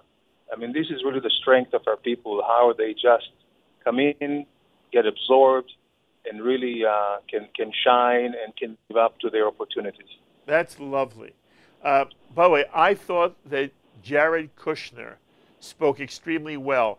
How do you feel it was when in person? Oh, well, think also he spoke well. Actually, when he mentioned that, for him it was also closing a circle as a grandson of Holocaust survivors. Yes. To see that moment, I think it was very moving for him and for many in the audience. Absolutely. I want to ask you, as someone who is schooled in diplomacy, I'm here with Thane Rosenbaum. We talked about this a little bit on camera. I am struck by the fact that, unfortunately, it seems as if only Republicans were present. And when you've been on JBS, you've stressed the fact that historically Israel has always been a bipartisan issue in the United States, and that it ought to be forever a bipartisan issue. And yet, I wonder if you had any feelings about the fact that bipartisanship was not represented today at the ceremony. Yes, absolutely. I would have liked to see Democrats here as well. And I don't know if they were not invited or were invited and declined. But yes, they were missing. As we mentioned, for us, we do not, or we should not distinguish between Republicans or Democrats. For us, you're all Americans, then vice versa. I still remember how I heard in Washington from both Democrats and Republicans that when it comes to Israel, there is no distinction between Democrats or Republicans. They're all Americans. And yes, this is something that I noticed. It is missing, and I hope that there will be some kind of a correction to it when many Democrats will come and visit the embassy. I hope so, too. Danny, as I said, I'm with Thane Rosenbaum. He has a question for you. Hi, Danny. Hi, Thane. Danny, so you've served in many different seats of government for Israel, not just as the ambassador to the United States, but also in the foreign ministry where you were deputy foreign minister. I wonder for you in particular how this must have felt, because did this question of moving the embassy come up in your discussions, either as a foreign minister or as an ambassador, where there was just a sense of frustration that U.S. presidents would make promises and in the end they just didn't keep this promise? It was an ongoing, 6-month waiver that they continued to implement in order to forestall the actions of the Congress in the, I think it was called the Embassy, Jerusalem Embassy Restoration Act. How often did this come up in your years as a diplomat? Or some of us have read that the fact that the Israelis didn't push this issue so much, that there were other things on the table that were more important. So I wonder if you can give us some perspective. Did this come up many times in your own conversations, and was this always important? Well, it did, but always it was like walking on eggshells. The act, as you know, Congress decided in 1995. I arrived in Washington in 2002, and one of the first things was that to check whether it would be possible for President Bush 43, to make good on the promises that he made. But every time there was an excuse. It could hurt the peace process. They still were hoping for the peace process to go on. Some other times the excuse was, well, it's an intifada going on. It can exacerbate the security issues. I remember very, very clearly how then Senator Sam Brownback from Kansas came over to me and he said, well, let's push it. I say, go ahead. But there was no steam. There was no real inspiration at the time. And I was thinking to myself, there can always be an excuse why not to do something.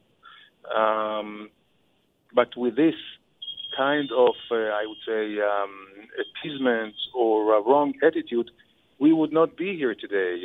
Had Ben-Gurion listened to everybody who said this was not the time to declare the state because we were only 600,000 Jews here and we were surrounded by 100 million hostile Arabs, they will attack. Everybody else told us not to do that. The same thing was with uniting Jerusalem in 1967, incorporating the Israeli laws in East Jerusalem in 1981. The time to do is now. And again, this is a very, very special feeling for me. It's very emotional because personally, I have talked about it, as you mentioned, Thane, in Washington, but also to diplomats here that I hosted in Jerusalem. By the way, they always came to Jerusalem, so there was always an anomaly because all our institutions, national institutions, are in Jerusalem. They would come to Jerusalem, and yet they would tell us they did not recognize it. So I think this is a real moment of pride, satisfaction, vindication, and the United States is the most powerful country in the world, and I believe that it is very, very momentous. In 1917, if I can make some historical analogies, the United Kingdom at the time was the most powerful country in the world. They gave us the Balfour Declaration 101 years ago, and this was also looked upon as well, it's not recognized internationally, it's just one country, it's very symbolic, nothing else, and here we are 100 years later.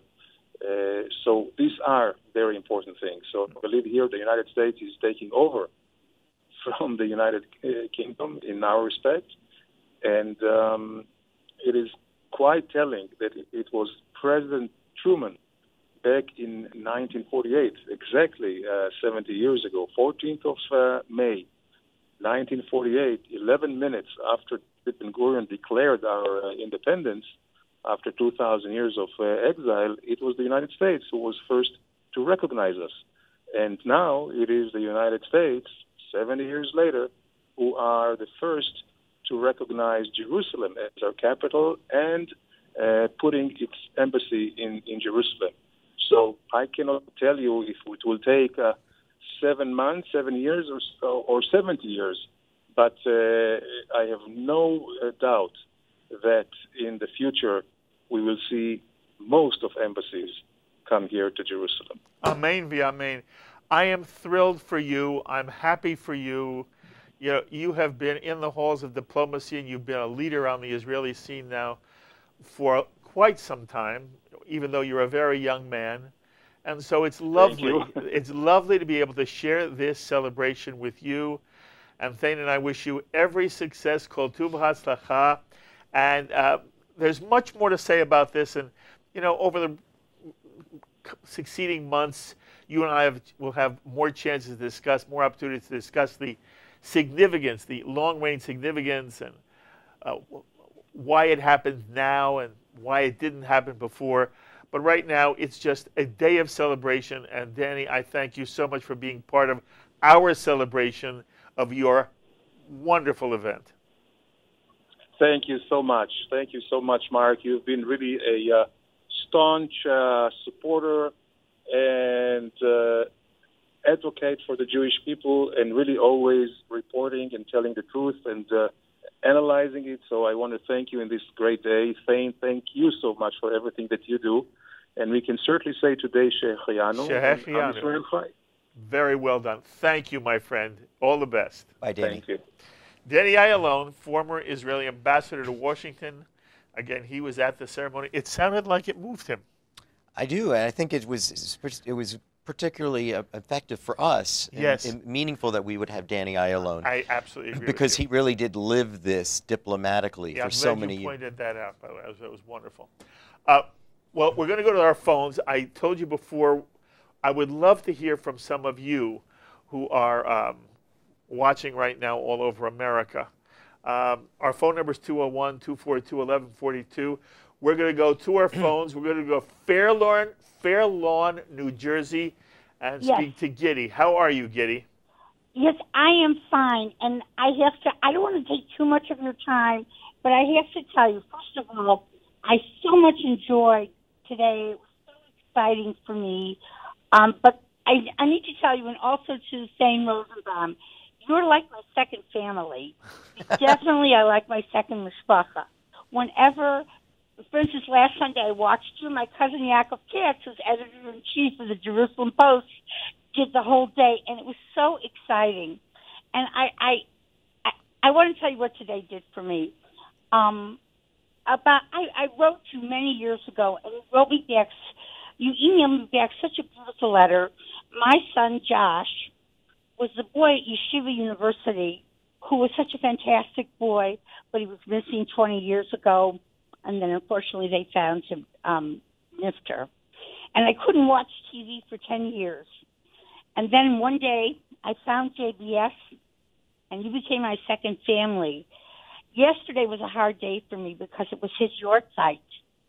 But I knew today, if I would turn on JBS, it would be such a comfort for me. And I have to tell you, you and all your programming, there's so many people that I know personally that have been on your TV, on your various programs and shows, that what I did, I said, I must bring JBS and the ideas of JBS into my own shul. And so what we did this year is we dedicated a digital multimedia-based Medrash library in our synagogue, and I hope to bring in the programs of JBS and make a major influence with all the denominations and interfaith in our community. And I just needed to tell you that, Rabbi Golub, how much I love you. Thank you. I love you too, Giddy. Thank you, Giddy. We both love you very, very much. And by the way, I think that the fact that you love and understand who Thane Rosenbaum is a tribute to him. And you know, but Giddy, you watch enough to know, it is always wonderful for me when Thane is at my side. But it is lovely to talk to you. I hope you'll call often. Thank you, Giddy. Be well. A nice comment. Very sweet. Yes. Very sweet. Yeah. I'm sorry for her loss. Yes. If I have another call, let me know in my ear. I was also moved by David Friedman. Yes. And I thought he did a fabulous job. By the way, I don't know if David Friedman's mother is watching right now. We know that she is a big fan of JBS. David told me that you're a big fan of JBS. So I'm hoping you're watching today to get a good look at how your son did. He was fabulous today. And he served the role of a master of ceremonies. He was. Right? I mean, he presided. I've never seen an ambassador play that role. Right. He was playing the role of a maestro. And he did it very well. Wonderful. And there was dignity, and there was warmth. Anyway, if David Friedman's mother is watching, Mazal Tov to you, Yasher Koach. You can tell David we were very, very impressed with him. We go back to our phones, this time to Watertown, Massachusetts, and welcome Steve. Steve, thank you for joining us. Thank you, Rabbi Golub. I'd just like to say, watching this wonderful presentation, I'm reminded of the book of Isaiah, chapter 60, verse 1. Shine, shine, Jerusalem, for thy light has come, and the glory of God is upon thee. That's lovely. Steve, you know your Chumash, and you know your Tanakh? Well, I teach classical history. That's very... Where do you teach? I teach in Boston. You teach in Boston. Yeah. What was your reaction overall to the ceremony and to the fact that Donald Trump has now moved the embassy to Jerusalem? Well, it was a wonderful celebration, and all Donald Trump did was reiterate a historical reality that since the time of King David, Jerusalem has always been the undivided capital of Israel. Mm-hmm. Well, I appreciate the call very much, Steve, and I hope you'll watch and keep calling. Thank you. Thank you. It's a wonderful show. Thank you. Thank you. It is true. We spoke about this once before. If you read the words that Donald Trump said about this was your insight, actually. Why he was moving Jerusalem. Yeah. And you heard them in Barack Obama's voice. Yeah. The same words. If you didn't see him, but you read the words and heard it in Obama's voice, they would be perfect. And I thought whoever helped craft his statement, both in December and again the video we saw today, it is so obvious that the capital of Jerusalem should be, the capital of Israel should be Jerusalem. The U.S. should validate that, if it is going to validate Israel at all. And, you know, Thane, again, for me, this is the culmination of something started 11 minutes after David Ben-Gurion said there's a state of Israel. And 11 minutes later, Harry Truman says, we recognize Israel. But it wasn't until today that the recognition was complete, and it's a done deal. And it, again, as we discussed earlier, it makes one wonder why did it take so long? Why was this so difficult? As Brooke Goldstein reminded us again, and as you pointed out, this is West Jerusalem. If you believed in a two-state solution, you'd believe that West Jerusalem would have been Israel. So as long as the Israelis were planning on having the embassy in West Jerusalem, exactly. Why is this a problem unless you have a problem with Israel? Exactly. I mean, that's really the problem. No one wants to speak more honestly. You know, you look at these protests in Gaza, they're calling it the March of Return. March of Return to what? Haifa, Tel Aviv. What they're saying is, we don't recognize this border. This fence you have, we don't recognize because all of Israel belongs to the Palestinians. Yes. And if you've got a problem with the American embassy in Jerusalem, then you have a problem not with the capital for Israel. You just don't believe in Israel. Obviously, that's what your problem is, because even in a two-state solution, everyone believed, everyone understood that West Jerusalem would be the capital of Israel. You say it perfectly. We're going to go back to our phones, and we're going to go to Park Ridge, New Jersey, and welcome Dora. Dora, thank you for joining us. Thank you. What was your reaction to today's ceremony, Dora? Okay. I'm just listening. Should I shut my TV? No. Yes, turn your TV volume off. Oh, I should, because I'm going to be... Okay, I got it. Okay, so I was going to say that, first of all, I'm a very, very big fan of Thane Rosenbaum as a novelist, being a child of survivors and coming to America. Hold on, Dora. Hold on. Yeah. What have you read of Thane Rosenbaum? I'm okay. Smoke. I hope that's his. Secondhand Smoke. Secondhand Smoke. Absolutely wonderful. And his, to say his acerbic yet humorous, and you can see it right on his face now when he's smiling. He has a certain impish quality that I love. Doesn't he? What? Go ahead. Hello? Yes, I agree. He has an impish quality. And there's something very special about the way he speaks. Yes. I wanted to say something about the ceremony today, which, of course, I exulted in, and it was truly a celebration. What I thought was most moving, and they maybe should have had more of that, was the songs, the singing, the words, and not just what Hagit, was that her name? Yes. Yes, Hagit represented as an Ethiopian Jew, but the words and the way she sang them. So her song did more for me in terms of talking about peace. Because it was in song, it was in melody. I wanted to be a little less enthusiastic about Pastor Hagee because I thought that was very politicized at the end, and I wish it hadn't. I felt it was kind of us against them. Look, we won, etc. And it kind of took away. It gave it a little.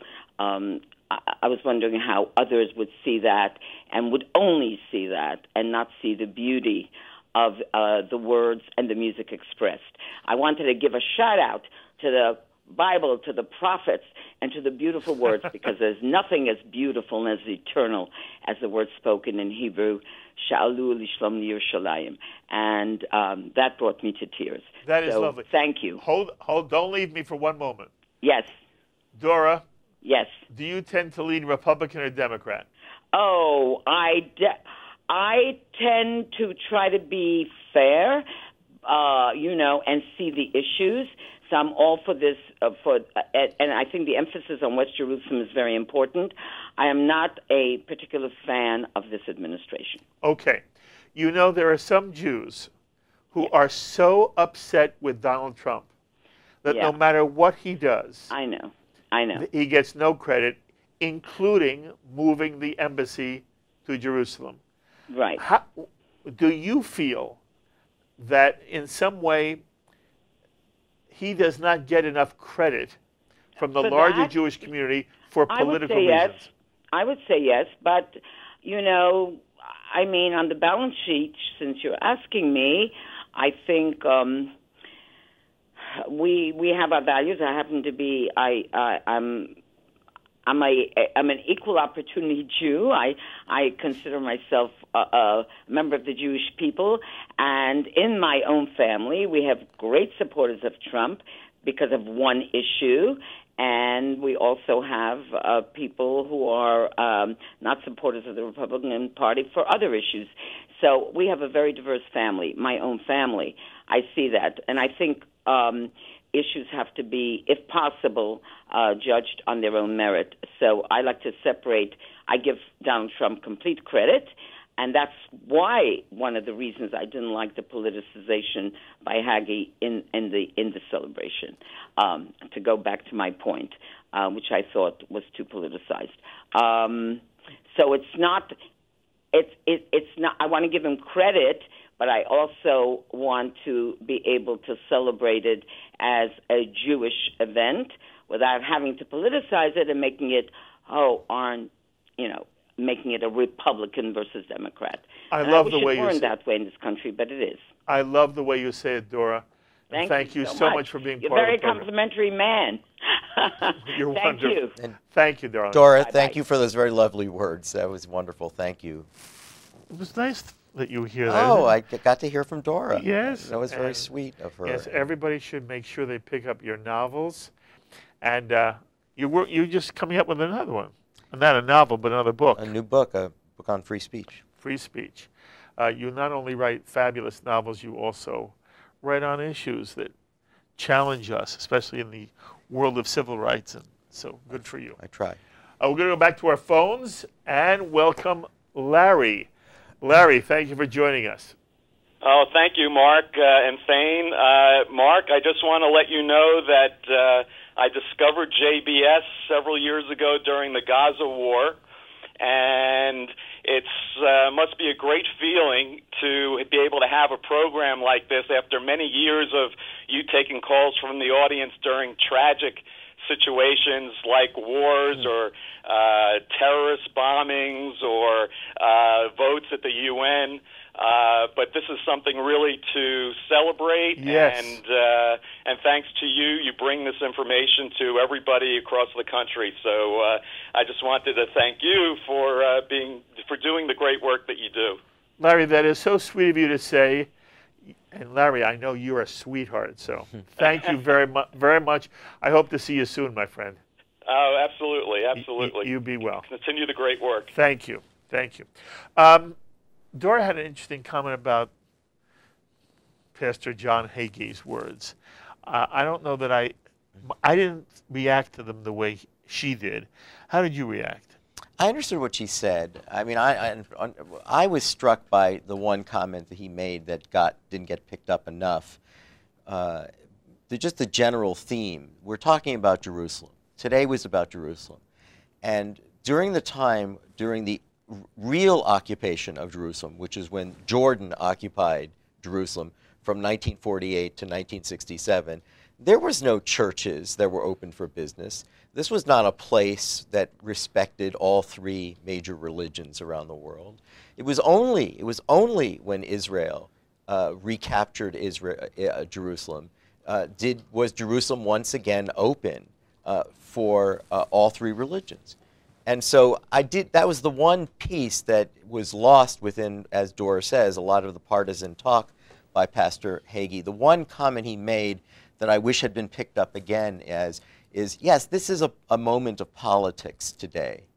That today we speak of Jerusalem as a place for the American embassy and a place that is Israel's eternal capital. But for many millions, tens of millions of people around the world, Jerusalem is the seat of the world's religious capitals, all three major religions. And just let's not forget, he's speaking as a Christian, what it was like when Arabs controlled Jerusalem. And it was not a welcoming place for Christians. And here he's speaking as a Christian and saying, look, just let this city be in the hands of the Jews, because we see what happens if it's in the hands of the Arabs. And I think that comment, again, today was about diplomacy and about politics and geopolitics. But we can never, when you're talking about your religion, you can never not think about Jerusalem. That was another piece to this, and he was the only one that talked about it. That's beautiful. We have another very special person on our JBS phone lines. Often it's somebody I don't know, but here's somebody you know very well, dear friend. Jake Ehrenreich is calling. Jake, how are you? Hi to you and to Thane, and thanks so much. You know, I felt like I had to call in because, as usual, when something like this is taking place in the Jewish world, I immediately go to JBS. And I flipped a little to see what the coverage was on other stations. Oh, tell me. Tell me. There's nothing like it. I mean, you know, they're in a commercial during things that are so important, you know, just to be there, to be in the room. And JBS is the only place to go to. And I was just so thankful again, as I always am. Okay, I got a place where I'm actually going to see this entire ceremony and get to judge for myself, not through the eyes of some pundit that later tells me what happened and who said what. And it's just so incredibly valuable. So that was the first thing I wanted to say to you. That's lovely for me to hear. Oh, it's so true. I'm constantly thankful. And then, you know, because of that, I got to see, you know, I didn't know what to expect from Jared Kushner, for instance. And I was very pleasantly surprised. Me too. At his speech. I thought it was great. You know, he looks like he's 16. But you know, I started laughing. But he spoke so well. And for me, what was especially interesting and touching was I did not know he was the grandchild of Holocaust survivors, and I'm the child of survivors. But what was interesting to me about what he said that he keeps his grandparents' photos on his desk at the White House. And he didn't say, you know, this is so important because now that Israel is here, this will never happen again. He said the reason I keep their photos there is to remind me about when rogue governments are allowed to go astray, what can happen. And I thought that larger point, which brought in the Iran deal and how instrumental America was in those days and can be now, was very, very poignant, and it really touched me. Any comment? No, I appreciated your words very much, Jake. I mean, I think that you're speaking as a child of survivors, and Jared was speaking of a grandchild. I mean, I do think that there is something extraordinary when you think about, you know, the history of Jewish life in the United States, that this event was hosted, and David Friedman was there, and Jared Kushner was there. You know, there was this real sense that this was a true alliance between the United States and Israel, and that in such a short period of time, you know, Jared Kushner is a grandson of Holocaust survivors, and here he is representing the White House at the rededication of the embassy. And his father-in-law is not Jewish. His father-in-law is not Jewish, right?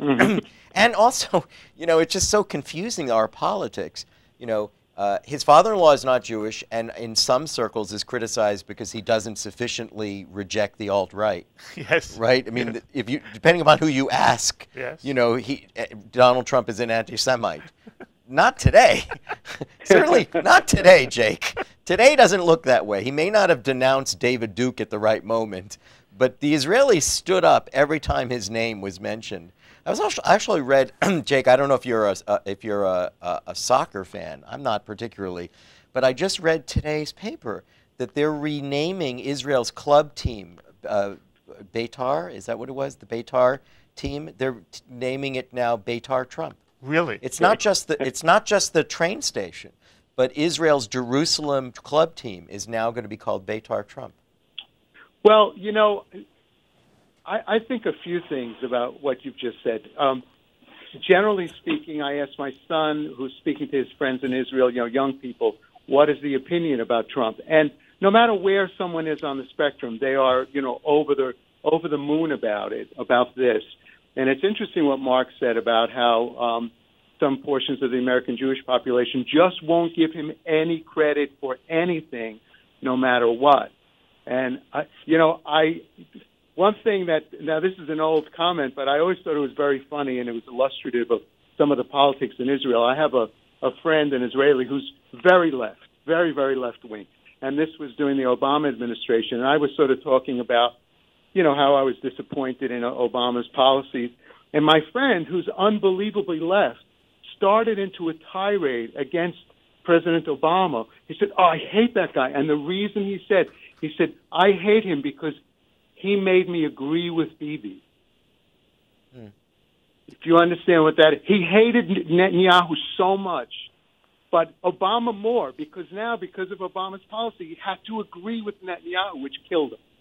And in some way, what's happening in this country is President Trump, you can speak, of course, about this. It's a complicated issue. But I think in order to retain some credibility, you have to give people credit for the things they do that are positive. And it's a little sad to me, that doesn't happen, to Mark's point. But today, if you look back in history, I think what we're witnessing from the Shoah till today and all of this is really nothing less than a biblical miracle. Yes. There are no miracles in the Bible that are bigger than what's been happening if you put yourself in the position of the Jews in 1943. That is beautifully said, Jake. It is wonderful that you called in. Thank you, my friend. We'll see each other very soon, all right? Thank you both. All my love. And my love to your wife and to your son. Where's your son right now? He's just home from Berklee College of Music, and he's just been home for a few days, and he's doing great. We had a great Mother's Day, and he's off to study in Valencia, Spain next semester. So we're all excited, and I look forward to seeing you and Ruth very soon. Thank you, my friend. Bye, Jake. Bye-bye. Bye-bye, Thane. Bye. Just wonderful. Kushner talked about the fact that this in some way represents American leadership, and that when America leads, other nations follow.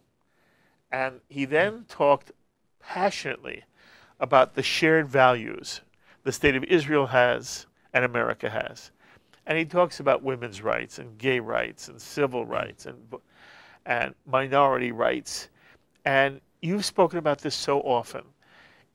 It boggles my mind that people would rather see Israel as a colonial bully and totally whitewash a society where none of us, A, would want to live, nor does it represent any of the values that we believe should be embraced by a modern civilized society.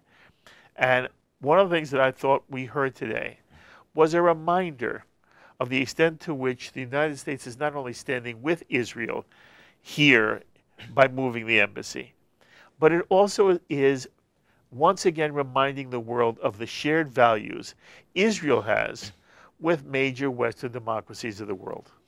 Well, Mark, as you know, I've been on your program so many years and saying this very thing, and unfortunately, I've existed all these years in universities, and if you've lived in university settings like I have, it's crazy making, because in a university setting or at an intellectual magazine, Israel is a colonial enterprise. That's the narrative. And part of the problem with the Obama administration is to some degree they bought into that. The Palestinians were marginalized brown people, and that they were being oppressed by westernized Israelis.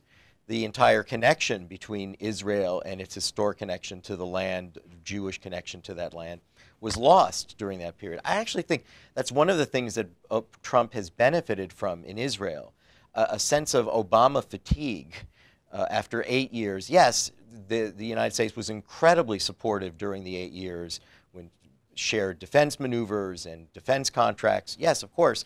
But the sense of sympathy about Israel's historic dilemma, the sense of shared values, that was very much lost during the Obama administration. It really was. And it seemed a lot like, if you were following the White House rhetoric, it sounded like what I hear on campus a lot. That this is really about, the oppressed people, and if you're a true liberal, you have to understand that Israel doesn't, their treatment, their human rights abuses against the Palestinian people, they're marginalizing Palestinian people, they're a colonial enterprise. That kind of language, that sensibility that the Palestinians were not to be judged critically at all, and all the emphasis was always on Israel and the settlements. I think that what you're seeing now, this celebration was very much like a pep rally, a sense of euphoria that that here's a president that gets our story, that appreciates our historic dilemma, and that in acknowledging it in the most fundamental way is accepting where our capital is. And I think that idea has been lost. And yes, I mean, I think that's one of the great things about the virtues of JBS, is this focus on the shared values, the democratic values, is very much a part of what you've created here in this ethos, and you need to be congratulated for it, Mark. Thank you very much. We go back to our phones now, and I want to speak to somebody else who I believe was at the ceremony. He is a major leader on the American Jewish scene and really on the world Jewish scene. He's the CEO of the American Jewish Committee, David Harris. David, thank you for joining us. My pleasure, Mark. Were you at the ceremony, David? Yes, I was. What was it like? It was an historic day. Every few minutes I had to pinch myself and say, this is really happening. I've been around long enough to hear many American presidents, both Republican and Democratic, say the right thing during their campaigns, only to do the wrong thing once they became president. And today, our president, Donald Trump, actually fulfilled the pledge that he made in December to move the embassy. And it was an honor to be there. I want to stress, IGO is nonpartisan. The American Jewish Committee is nonpartisan.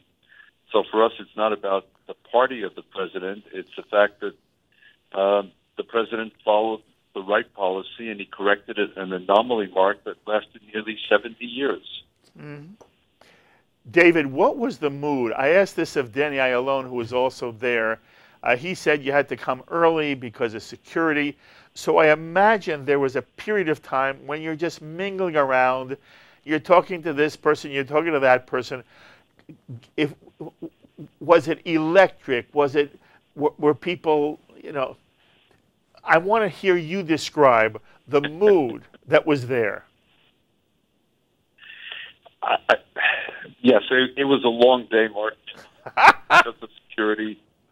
The event began at 4 p.m. here in Jerusalem.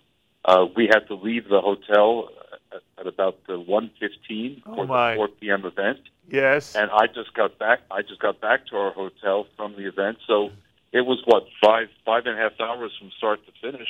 Are you exhausted? I'm exhilarated more than exhausted. Oh, good. But the ceremony itself was about an hour and 15 minutes. Yes. And I think that everyone who was there understood that this was something historically significant. We would be able to talk about this for years to come, to be able to say that we were present for the inauguration of the American embassy in Jerusalem, acknowledging Jerusalem as Israel's capital, and ending this farce that Jerusalem was Israel's self-proclaimed capital, but the world decided that Tel Aviv was really the capital, and it made Israel the only nation on earth which did not have the right to choose its own capital and be recognized. So the mood was electric in the sense that everyone knew that history was being made, and we were witnesses to that history. Who moved you? Was there a moment or two where you found yourself, touched in some way? I think it was less the who and more the what. Mm-hmm. It was the whole fact of being there. I mean, I flew especially from New York in order to attend the reception last night at the Ministry of Foreign Affairs, where they had some 30 ambassadors and lots of other dignitaries who came to celebrate the event today. And spend the event today at the embassy itself, and I'm going right back to the airport now, Mark. So I will have spent 2 of 3 nights sleeping on a plane. Wow. But I have to tell you, Mark, I would not have missed it for the world. I felt that in a very small way. Everything that many of us at AJC and elsewhere had spoken about, worked for, was being realized. And look, the United States is not just another country. We're talking about the most powerful nation on earth that has now affirmed Jerusalem as Israel's capital. In a couple of days, Guatemala will follow suit. Next week, Paraguay will follow suit. And that's not the end of the list. So we're at the beginning of something very exciting. The only problem is that it's 70 years late in coming. Yes. I have one more question for you in this area.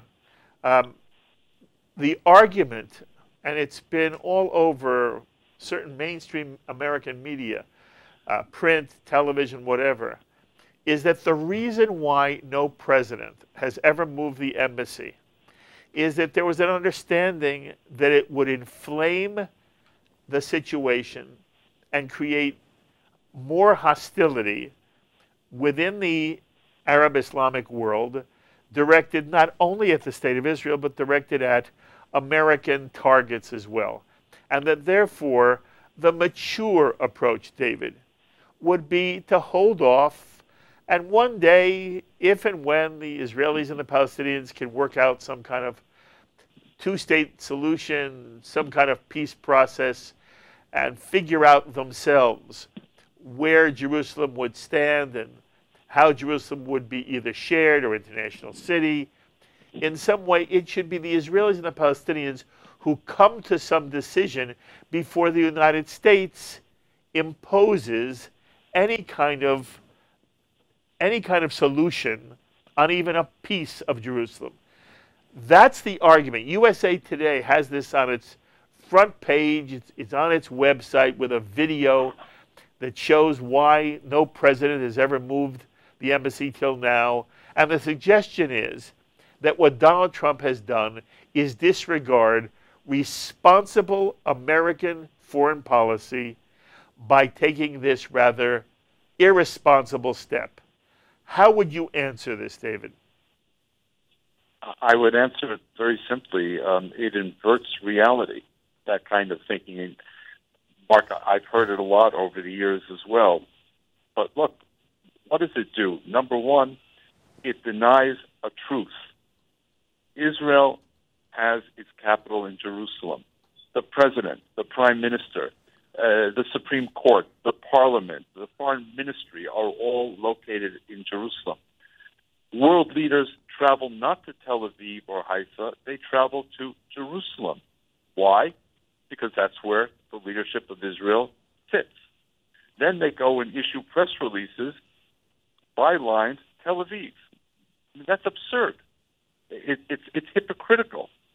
So my question back is, why is Israel the one nation on earth which is denied the right to declare its own capital? Let's be clear. Declaring Jerusalem as Israel's capital and being recognized by the United States does not, I repeat, Mark, does not mean that this addresses the question of a Palestinian state or where its eventual capital may be. Of course. It simply affirms the truth. Yes. The first truth is that Jerusalem has been Israel's physical or spiritual capital for 3,000 years or more. And number two, as I said, this is where the government sits. The American embassy is in the western part of Jerusalem. It's not in the so-called disputed part of Jerusalem. It doesn't prevent the Palestinian state from emerging. But here's the other argument, Mark, to the USA Today piece and the rest. What that kind of thinking does is it empowers the Palestinians to believe that they have a veto power on the future. That essentially they can reject one two-state solution after another, and they've rejected a whole lot of them, Mark, going back to 1947, 48. So they can do that without consequence. And meanwhile, tie up Israel. Along comes the current U.S. administration and says, we're not going to play that game any longer. We're not going to give the Palestinians veto power. We're going to recognize reality, and the reality is that Israel sits in Jerusalem. We're going to recognize it. And at the same time, we're going to pursue the peace process and tell the Palestinians, you want to keep vetoing it? Time is not working in your favor. You want to come to reality? Fine. Let's talk peace. We've got a plan in the making. But the USA Today kind of thinking, Mark, takes us absolutely nowhere, and that's been shown over the last 70 years. No one can explain to me why Israel should be the only nation on earth that does not have the right to designate its own capital. Beautifully, beautifully said. David, I'm here with Thane Rosenbaum. He has a question for you. Hi, David. Hi, Thane. How are you? All right. Thank you for your being there for eyes and ears on the ground. Given all the years that you were involved through the AJC in these discussions about moving the embassy, and given the fact that we all agree that this issue should be a nonpartisan issue, can you help think through, because I think it is complicated for us to think, what is it that made this different? Is it because Trump just, I mean, it is sort of extraordinary. If you watch the events today, it seems pretty simple. Why was this so difficult to do, right? Why it took this many years to accomplish, as you so eloquently point out, an actual reality that should have engendered no incitement to violence. It should have been just pretty basic, straightforward. Israel has the right, like every sovereign country, to decide where its capital should be. What changed here? Was there some kind of a perfect storm at work? Well, again, for the listeners, I want to stress that I and AJC are strict nonpartisans, and I know in our hyperpartisan world, Thane, you know, if anyone says anything good about this president, the assumption must be, aha, he's in bed with the administration. Not true, but we call them as we see them. This president came along and said, I'm not interested in conventional thinking. The past was conventional thinking. Previous administrations said the right thing during the campaign, but when it came to the Oval Office, they succumbed to the conventional thinking, let's not upset the Arabs, let's not upset the Palestinians. And you know something about the Holocaust, you know a lot about the Holocaust. There wasn't much humor, but let me offer one sort of relevant, I think very relevant story, which was when two Jews were seized by the Nazis and put up against the wall and faced a firing squad. And the commanding officer of the Nazis said to the two Jews, before we kill you, do you have anything to say? And one of the Jews began cursing the Nazis and saying they're all going to go to hell, they'll all be damned. And the other Jew said to the first Jew, Moshe, calm down, we don't want to get them more upset.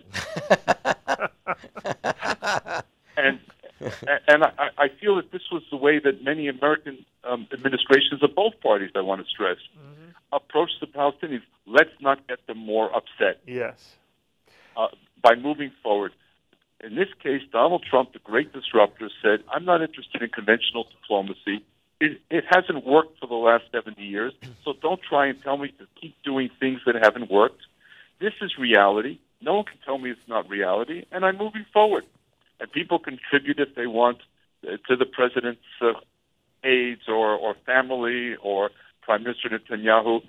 To me, it almost doesn't matter. The facts spoke for themselves.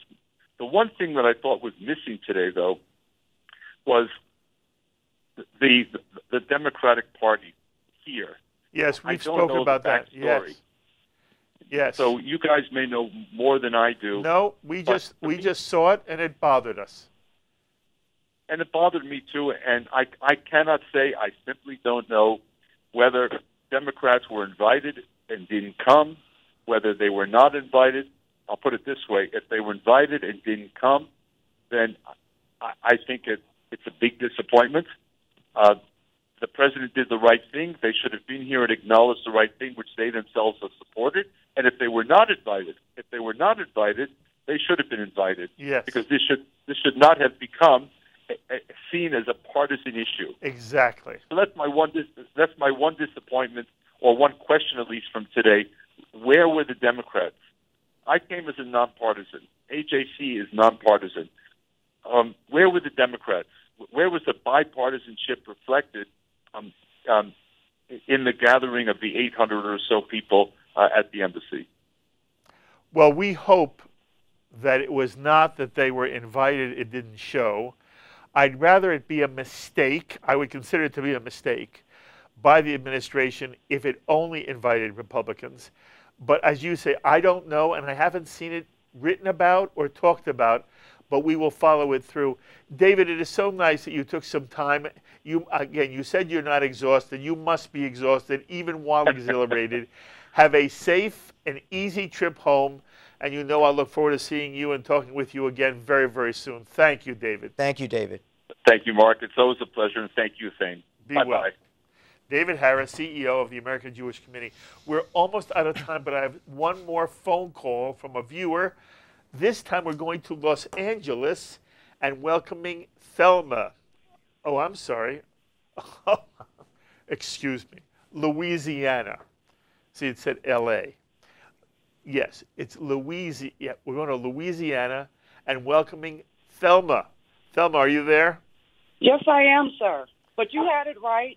I am from Los Angeles. I'm a transplant to Louisiana. You are and so I've been sweet, here for darling. 28 years. You are Yes, very sir. sweet. First of all, I want to say I love you. I love you, and I thank you for the work that you do. I thank you for being able to watch you every evening. You have opened my eyes to a lot of things, and you just have a way of disarming whoever sits across that table at you, and it all comes out. That's and sweet. You're a beautiful man, and God bless you. Now, I also want to say this about our president. You can say what you say about Donald Trump, but I'm going to take you back to Scripture. This man is sitting in that chair for such a time as this. Mm-hmm. Now, if you don't know your Bible, you won't understand that, but for such a time as this, that man is in that chair and did what he did, and this day is historic, absolutely wonderful. It doesn't matter to me that it was Republican or Democrat. It's about acknowledging that this is the homeland of the Jewish people. And I'm trying to stop crying. I've been crying since you guys have been on. It's just been a wonderful day. Wonderful day. Thelma, tell me about Yes, sir. Tell me, who are you, Thelma? Tell me about your own community. I am a 60-year-old, and I think we're African-American now. You know, we've run the gamut of names and how to describe us. I think at this particular time we're African-American. I am 5'11" and absolutely gorgeous. I am a retired letter carrier for the city of Bunkie, Louisiana, which has a population of about 5,000 people. And racially, we're 50-50 pretty much here. I live in the country. It's a wonderful place to live at this time. As you know, Pastor, times are changing. Times are changing so fast. You turn around and this is not what it was 2 years ago. I am thrilled to be alive at this time in the world. And I thank you so much for bringing us the information that we need. No other channel did this. No other channel. And it's misdirection. If I think there's more of me than there are of them. I agree with so you. While Thelma, they are trying to... Thelma, Sir? what church do you belong to? Sir? Do you belong to a church? Yes, sir. I belong to Trinity United Methodist Church in Bunkie, Louisiana, but I visit all churches. And is it your sense, Thelma, that some of the ideas you've expressed and some of the feelings you've expressed to me about Israel and the times we live in, are these things shared by the friends you have? Some. There's some. And there's actually quite a few. I tend to be a friendly person. I have friends across the world, and we talk regularly because I'm in the country and I'm no longer like in Los Angeles or San Francisco. My family is still out there. There are some things that because of the political nature of it, as in, i.e., Donald Trump, that they are unaccepting about anything that this man does, you see. But again, to me, that's misdirection. Mm-hmm. You're looking at the wrong things, okay? You have to come from a higher source. I understand. And Thelma, and a higher power. Let me interrupt you only because we're really getting short of time. Thane Rosenbaum wants to ask you a question. Yes, sir. And I'm going to read your book, Smoke, sir. Oh, thank you. Yes, secondhand smoke. Thank you. You're very kind, Yes. Thelma. So the way you sought, and frankly, I must say that I was very moved by what you said about he's sitting in the chair at this time of history. You know exactly what I mean. Yeah, I do. And I think that was very well spoken, well said. I'm just curious, have you always sort of followed the politics of the Middle East? And have you always been sympathetic to Israel's story in the Middle East? Yes, sir. Yes, sir. I was raised in a Baptist church, not Bible thumping or anything like that, but I was raised in church. I know the Bible. My parents taught us Israel. And no matter what is happening in the world, this is what I think a lot of people fail to realize. No matter what's happening in the world, look to Israel. What's happening in Israel? How will this affect Israel? That's what you look at. And if they're not standing with Israel, drop it. Drop it. Okay? Because no good will come of that. Those who stand with Israel will stand, and those who don't will falter. Look how many civilizations that we no longer hear about. They were wiped off the face of the earth. They did not stand with Israel. They have to know your history. Thelma, you have to know your history. Thelma, darling, Yes, it is wonderful to meet you through the phone and through JBS. By the way, did you say you were gorgeous? I'm gorgeous. I want a I'll send you picture. I want you to picture. send me email me a How picture do of you. I can email you that. I have you in my thing. I'll email you a picture. Okay, I want to put it up on our wall here. Anyway, I will do that. I But for thank you, sir, darling. I Thank can't you say so enough much. To you, I can't say enough to you. You're very Thank sweet. you for all you do. You were what a perfect way to bring this celebration to a close. You be well. I hope we have occasion to see each other. If not, to talk to each other in the future. Thank you very much. Thank you, Thelma. Thelma from Bunkie, Louisiana. We're out of time. First of all, I hope you know it means the world to me. And everybody should understand. I call Thane. I say, Thane, we're gonna do a whole morning celebration of Donald Trump's moving the embassy to Jerusalem. Then Thane says, what time do you want me there? It is so, you're always here by my side. Well, thank you, Mark. And the work you do, and it must also be flattering to you to hear how many people appreciate what you do.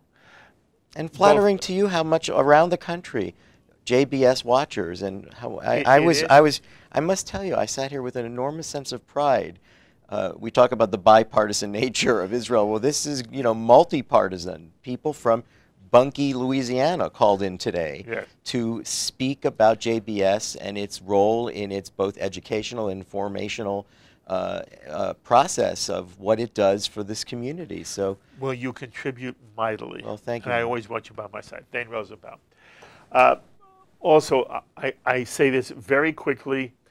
Again, if you enjoy JBS, and we're going into the Shavuot holiday, this is a wonderful time if you're thinking about where do you want to give your philanthropic dollars to sustain Jewish initiatives that educate and inspire and create a cohesive sense of Jewish community, a commitment to the state of Israel and the Jewish tradition.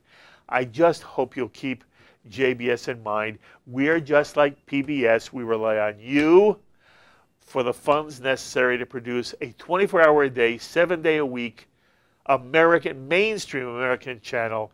And we really need enormous financial help. If you're in a position to, whatever you're in a position to do, do it. But if you're in a position to do 4 figures or 5 figures or 6 figures, you will help make Jewish life possible through JBS. Finally, this was an extraordinary day for world Jewry, because Israel is now at the heart of who and what we are. And I want to remind you again, the significance of today is not moving a building. And really the building doesn't even move. You know, a consulate now has a new sign on the door. And in Jerusalem there are street signs that now say, this way to the American embassy. They say it in Hebrew, Arabic, and English. Those are changes. But the real change is this. The State of Israel was founded in 1948.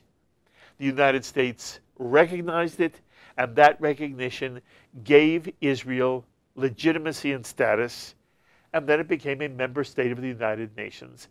As you heard David Harris say a moment ago, the only nation among the United Nations which has never been given the right to tell the world where its capital city is the State of Israel. And the United States participated in that blasphemy. President after president, when they were candidates, promised to correct that injustice. But president after president found reason to put it off. As Thane explained earlier in the program, waiver after waiver after waiver. Donald Trump came to office, and he thinks differently. And Donald Trump says, no, from my perspective, it's not fair. It changes nothing in terms of the peace process. We're still committed to a peace process. We're committed to a two-state solution. But the State of Israel has the right to tell us where its capital is. And if we are going to really mean we recognize the State of Israel, it means moving the capital. It means moving our embassy to the capital of Israel's choice. And so what happened today had nothing to do with a building. It had to do with the United States completing a circle. The circle now is Israel really now has been given legitimacy and sovereignty and respect and integrity. That's what happened today. Ultimately, the world through the United States now says Jerusalem as Israel's capital makes Israel legitimate. And for that, no matter what you think of Donald Trump, today he gets thanks from any human being of goodwill and honesty. And as we've seen, the State of Israel is celebrating Donald Trump today. My thanks as always to our director, Sloan Copeland. Fabulous job as always, Sloan. Production coordinator, Serge Goldberg, assisted by Michael Paley. And to the people who produced today's program, of course, to Tisha Bader, who did wonderful for us, and to the senior producer of JBS, who was responsible for this celebration, Carol Lilienthal. Until the next time. Oh, let the music run, by the way. We're moving our programming tonight. This will be repeated at 7 p.m. from 7 to 10, and the 10 o'clock programs with Shachar Azani and Israel at 70 will be on at 10 p.m. tonight. I hope you watch it. Until the next time, I'm Mark Golub. Be well, my friends.